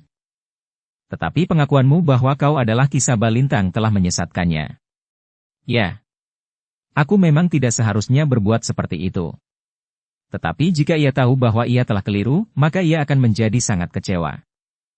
Tetapi itu lebih baik. Ia segera mengetahui kesalahannya. Ya. Sebaiknya aku memang berkata apa adanya, tetapi rasa-rasanya aku tidak sampai hati. Kau harus melakukannya sejak awal, berkata Ki Citra Jati. Ketika mula-mula ia menebak bahwa kau adalah Ki Sabalintang, kau sengaja mengiyakannya, karena kau ingin memancing pendapatnya lebih lanjut. Tetapi setelah ia berkata lebih jauh, kau tidak sampai hati mengingkarinya dan mengatakan apa yang sebenarnya. Ya, Ayah. Meskipun kadar peristiwanya tidak sama, tetapi apa yang terjadi pada Kakang Suandaru juga karena Kakang Agung Sedayu tidak sampai hati untuk mengatakan yang sebenarnya, sehingga penilaian yang salah terhadap Kakang Agung Sedayu itu berkembang semakin jauh. Gelagah Putih mengangguk-angguk. Katanya, jika ia berniat pergi ke Tanah Perdikan Menoreh, ia akan aku beritahu yang sebenarnya, betapapun pahit baginya. Tetapi itu adalah kebenaran yang harus diterimanya. Ki Citra Jati mengangguk-angguk. Katanya, ya. Aku kira ia akan benar-benar pergi ke Tanah Perdikan Menoreh. Gelagah Putih tidak menjawab. Ia hanya mengangguk-anggukkan kepalanya. Demikianlah, maka mereka berempat pun kemudian telah melarikan kuda mereka memasuki lingkungan telatah Tanah Perdikan Menoreh. Bahkan rasa-rasanya Gelagah Putih menjadi tidak sabar lagi. Ia ingin segera sampai di rumah Ki Lurah Agung Sedayu. Namun sebenarnya lah di sudut jantung Gelagah Putih terselip pula kecemasan. Jika benar Sekar Mirah hilang dari Tanah Perdikan Menoreh, maka hancurlah keluarga kakak sepupunya itu. Karena itu, maka di luar sadarnya kuda Gelagah Putih pun berlari semakin lama semakin cepat. Namun setiap kali Rara Wulan memperingatkannya, maka Gelagah Putih pun berusaha mengurangi kecepatannya. Di jalan-jalan menjadi semakin banyak orang, Kakang, desis Rara Wulan setiap kali. Orang-orang yang pergi dan pulang dari pasar. Orang-orang yang pergi ke sawah, dan mungkin juga 1-2 orang yang bepergian serta menempuh perjalanan jauh seperti kita berempat. Gelagah Putih pun mengangguk-angguk. Katanya, ya, Rara. Bahkan ketika mereka mulai memasuki padukuhan, 1-2 anak muda yang berpapasan langsung dapat mengenali Gelagah Putih dan Rara Wulan. Dengan demikian, maka mereka pun selalu bertanya, sudah agak lama keduanya tidak kelihatan di Tanah Perdikan. Gelagah Putih selalu mencoba tersenyum dan menjawab, meskipun hanya dengan kalimat-kalimat pendek. Aku berada di Jati Anom. Anak-anak muda itu tidak sempat bertanya lebih banyak lagi. Gelagah Putih memang nampak tergesa-gesa. Sebenarnya lah ketika mereka memasuki pintu gerbang padukuhan induk Tanah Perdikan, rasa-rasanya Gelagah Putih ingin meloncat langsung ke halaman rumahnya. Tetapi ia tidak dapat melarikan kudanya lebih cepat lagi, agar tidak terlalu banyak menarik perhatian. Karena semakin banyak orang yang melihat kehadiran mereka, maka akan semakin banyak pula orang yang bertanya-tanya tentang kepergian mereka. Namun akhirnya mereka sampai pula ke regol halaman rumah Ki Lurah Agung Sedayu. Gelagah Putih dengan serta-merta meloncat turun dari kudanya, dan dengan tergesa-gesa menuntun kudanya memasuki regol halaman itu. Di halaman, Gelagah Putih melepaskan saja kudanya, sehingga Rara Wulan harus menangkap kendalinya dan menuntunnya ke samping pendapa. Mengikat pada patok-patok yang sudah disediakan. Demikian pula Ki Citrajati dan Nyi Citrajati. Sementara itu, Gelagah Putih telah berlari memasuki pintu Sket Heng. Di longkangan Gelagah Putih tertegun. Rumah itu nampak sepi. Ia tidak melihat seorang pun. Ki Lurah atau Nyi Lurah, atau Ki Jayaraga, atau siapapun. Namun tiba-tiba dari arah belakang dapur muncul Sukra, yang juga terkejut melihat Gelagah Putih. Kakang Gelagah Putih. Gelagah Putih tidak sabar lagi untuk segera mengetahui apakah Sekar Mirah ada di rumah. Karena itu, maka dengan serta-merta ia pun bertanya. Di mana Mbokayu Sekar Mirah? Sikap Sukra membuat Gelagah Putih berdebar-debar. Sambil menggelengkan kepalanya Sukra pun menjawab. Nyi Lurah tidak ada di rumah. Tidak ada di rumah? Sejak 2 hari yang lalu. Jantung Gelagah Putih terasa berdenyut semakin keras. Kemana? Ke Mataram. Kakang Agung Sedayu. Ki Lurah juga pergi ke Mataram, mengantar Nyi Lurah. Nyi Lurahlah yang terutama dipanggil ke Mataram 2 hari yang lalu. Ki Lurah hanya mengantarnya saja. Ada apa Mbokayu Sekar Mirah dipanggil ke Mataram? Sukra menggelengkan kepalanya. Katanya. Aku tidak tahu. Dada Gelagah Putih masih berdebar-debar. Namun kemudian ia pun bertanya. Di mana Ki Jayaraga? Ke sawah. Sejak pagi tadi. Gelagah Putih menarik nafas panjang. Katanya. Bukalah pintu peringgitan. Aku membawa 2 orang tamu selain Rara Wulan. Gelagah Putih pun kembali ke halaman lewat pintu Sket Heng, sementara Sukra pun masuk ke dalam rumah lewat pintu butulan untuk membuka pintu peringgitan. Agaknya Rara Wulan pun ingin segera mengetahui tentang Sekar Mirah, sehingga karena itu maka ia pun segera bertanya. Bagaimana dengan Mbokayu Sekar Mirah? Mbokayu Sekar Mirah pergi ke Mataram bersama Kakang Agung Sedayu. Siapakah yang mengatakannya? Sukra. Untuk apa? Sukra tidak tahu. Rara Wulan mengangguk kecil. Sementara itu Gelagah Putih pun mempersilahkan Ki Citrajati dan Nyi Citrajati naik ke pendapa. Demikian mereka duduk, maka pintu peringgitan pun telah terbuka. Tetapi Rara Wulan tidak ikut duduk bersama mereka. Ia pun langsung masuk ke ruang dalam untuk mempersiapkan minuman bagi kedua orang tua angkatnya, serta Gelagah Putih. Bantu aku, berkata Rara Wulan kepada Sukra. Sukra tidak menjawab. Tetapi ia ikut pergi ke dapur. Ia pun mengisi air ke dalam belanga tembaga, sementara Rara Wulan menyalakan api. Sukra, berkata Rara Wulan setelah apinya menyala. Ceritakan, apa yang kau ketahui tentang Mbokayu Sekar Mirah? Tidak banyak, jawab Sukra. Aku hanya tahu bahwa Nyi Lurah dipanggil ke Mataram. Kemudian Ki Lurah mengantarkannya. Aku tidak tahu ada persoalan apa sehingga Nyi Lurah harus pergi ke Mataram. Bagaimana dengan Ki Jayaraga? Apakah Ki Jayaraga mengetahuinya? Mungkin. Baiklah. Pergilah menyusul Ki Jayaraga. Katakan bahwa aku dan Kakang Gelagah Putih telah pulang. Sukra tidak menjawab. Tetapi ia pun kemudian meninggalkan dapur lewat pintu belakang. Rara Wulanlah yang kemudian sibuk sendiri di dapur.